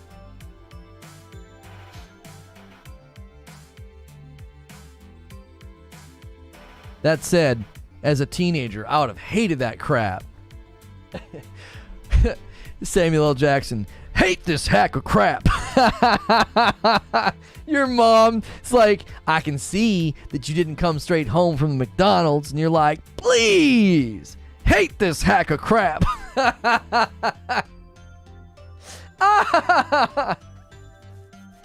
Oh, that's perfect. What a great connection that is. A line from Jurassic Park.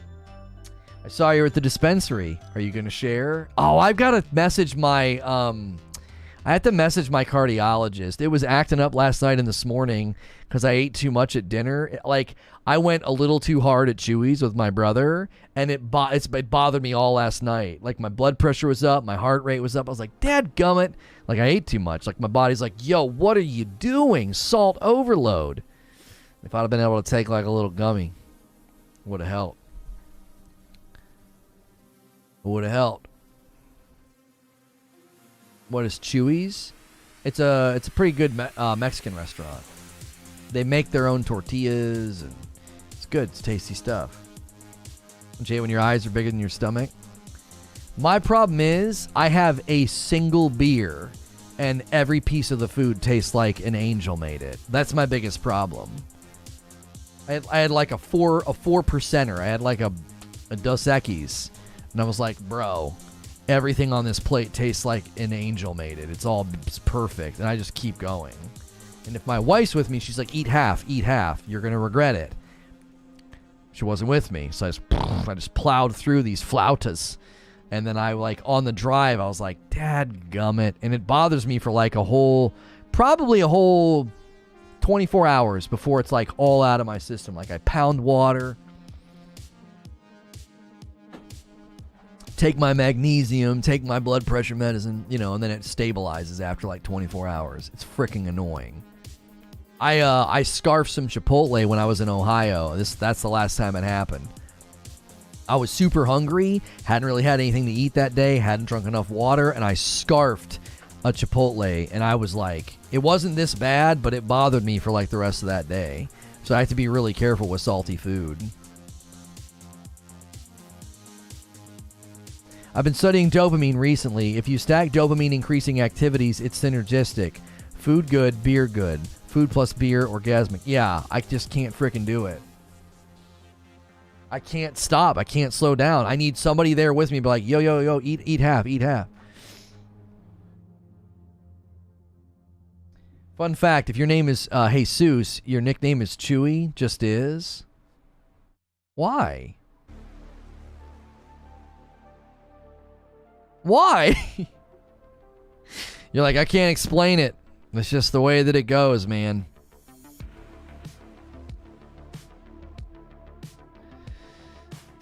I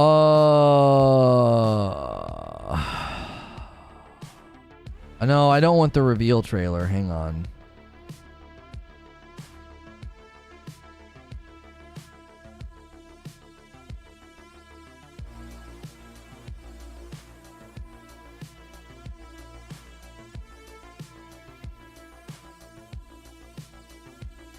Okay.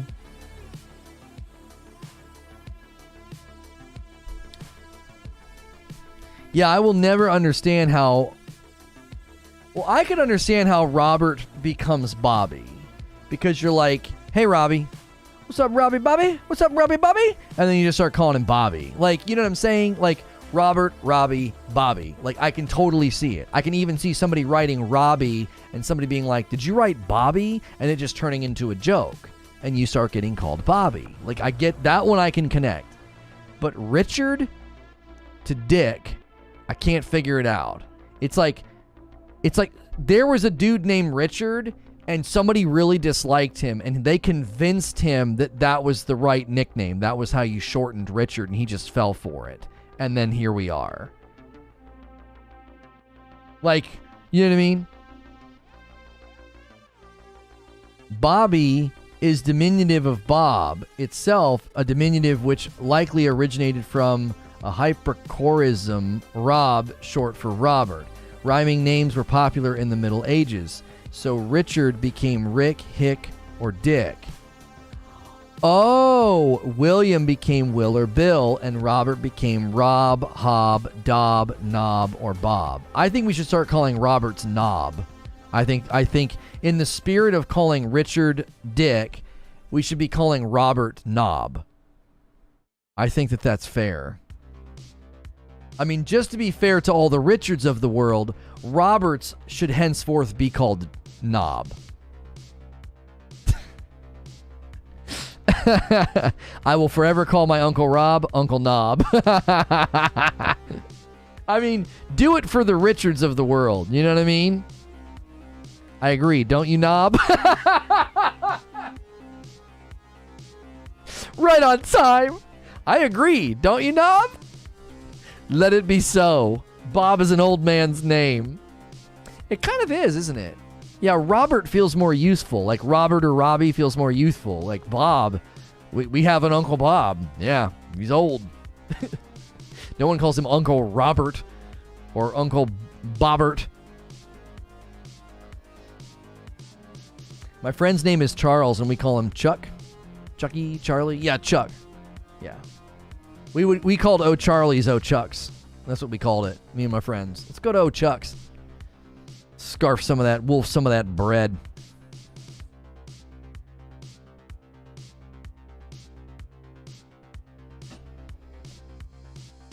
There used to be a NASCAR racer named Dick Trickle. Figure that one out? Yeah, it's called, what's that called? That was going to be so funny, and I can't think of the medical term. It's called incontinence. Dick Trickle. Oh, you wore a good shirt today. How dare you steal my sunglasses? You left them here. You stole them. We start fighting on the stream, like those brother fights where you don't actually hurt each other. You just hold each other really firmly. Like, you stole my freaking sunglasses. Is this the right time? Yeah, that's fine. Are those mine? Yeah. Oh, you're trying them out? Yeah. They're prescription. I can tell. Okay. We'll have to adjust the camera. We're going to be watching a game here in a minute called Meet Your Maker. It's like Doom meets Mario Maker. What? That sounds awesome. Oh, sorry. I can do it myself. I wasn't looking. The main arm is a little stiff. That's cool. Little This isn't that leading. Give me the lame one. The one you got so angry about. The boom. That kept slowly... No, that's it. That's the one. You gave me the bad one. Well, because your mic's not as heavy as this one. Look, see, yours is smaller than mine. Hey, Quiet Chai's in the chat. Hello? Mine's bigger. Yeah. Hi, Siege. Hello, Tommy. Oh, golly. All right, hang on. Let's try. Legend said I saw my t-shirt. Can they hear me? This is on, right? Yeah, you're good. You're rocking and rolling. Good morning. Normally it would be good evening for me, but today's a good morning. Well, it's lunchtime. Lono with a big mic, but he doesn't know how to use it. Mm-hmm. Sizes and everything. You should know that, shorty. Oh, for frick's sake. All right, hang on. I got to start sending tweets out. We got to get to this new stream. Let's see. Where did I save the thumbnail? Excuse me. Meet your maker. Finally, the balanced acidity has arrived. Finally, the balanced acidity has returned. Now the circle is complete. Bro has to provide embarrassing Loney stories. Oh, don't worry, I got a couple good ones. Maybe not embarrassing, but funny. I was trying to distract my daughter the other day with the story about when I fell on my pocket knife off the trampoline. That was one of the ones I thought of. That's a pretty good one. You've told that on stream because I brought it up in the chat, but I had a corkscrew indentation in my leg. Like, it freaking hurt. it was Hey! You're such a jerk. Like, you'd have felt real bad if I like broke my ankle or something, you know? Pop it back in place. Pop it back in place. What's these guys' names that make this game dadgummit. It's behavior, but they spell it funny. Behavior. They spell it the British way. Well, that's wrong then. I mean, British color with a U. Yeah, I'm the oldest. Derek Tarantino. Oh yeah, you gotta do Tarantino. Sometimes I see it. I see it. Now that he's a little overweight. Although he's got that real, like, his profile is ugly. He's got that hook nose and the chin sticks out like a boxer. Mm-hmm. I just like the way he handles really stupid questions. It's like, I'm not even going to dignify that with an answer. He's just like, he just gets so flustered, but at the same time belligerent. Good morning, Sama. Let's take Distorted. a look.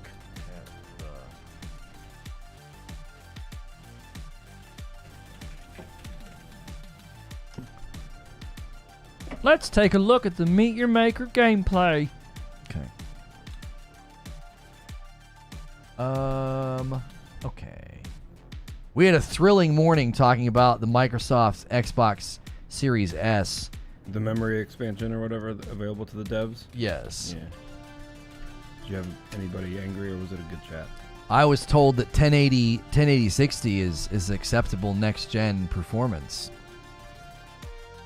60's probably okay. 1080's a little outdated for top-of-the-line tech. You're like whispering. You got to project your voice. It's a little bit. You do that on the round table. You're like, hi, guys. Okay. Close this. Close this.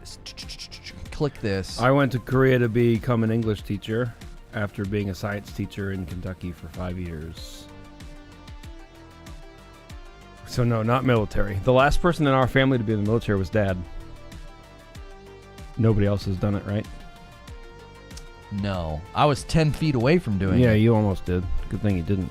I was 10 feet away from doing it. I had a hernia at the top of my left leg and literally was 10 feet away from swearing in to the Air National Guard. And they had him drop his pants and they're like, nope. Yeah. That's the last thing they check. Yeah, of course. That's the last thing they check. I was like, you couldn't have checked this first? I spent the whole frickin' day here. I spent the whole day giving blood and doing eye tests and ear tests, and the last thing they check is that. And they're like... the physical would start with just observation, not... Yeah, I was 10 feet give us away. your blood. Yeah. My whole life would have been... I would have lived a completely different life if that wouldn't have happened. They were like, you have to get that fixed before you can enlist. And between the time that I got it fixed and the time that I would have enlisted, my two friends went Army instead of Air National Guard. So I was like, well, that kills the mood. We were going to do that as friends, you know? I didn't learn English in Kentucky. I learned it in Ohio like a proper moron.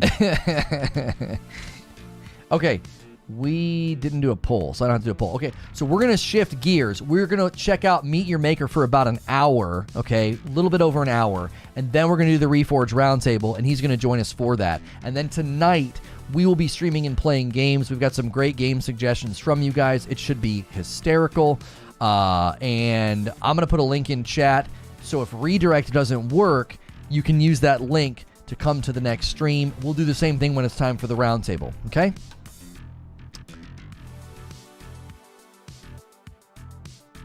Meet Your Maker gameplay has been revealed, and it looks a little bit like Doom meets Mario Maker. We're going to be breaking it down and checking out the official overview that IGN put out. So if you like these kind of breakdowns, be sure to hit subscribe and the bell button. Usually, I'm in a full screen like this, and usually I'm not seeing it and hanging out with my brother, and it's a talk show format. So if you like these kind of shows, be sure to hit subscribe and the bell button. That way you don't miss out on my content. We streamed just this morning and talked about the Xbox Series S and how Microsoft is attempting to address the memory issues in that console, and I'm going to go ahead and end that stream and bring everybody over and do a redirect.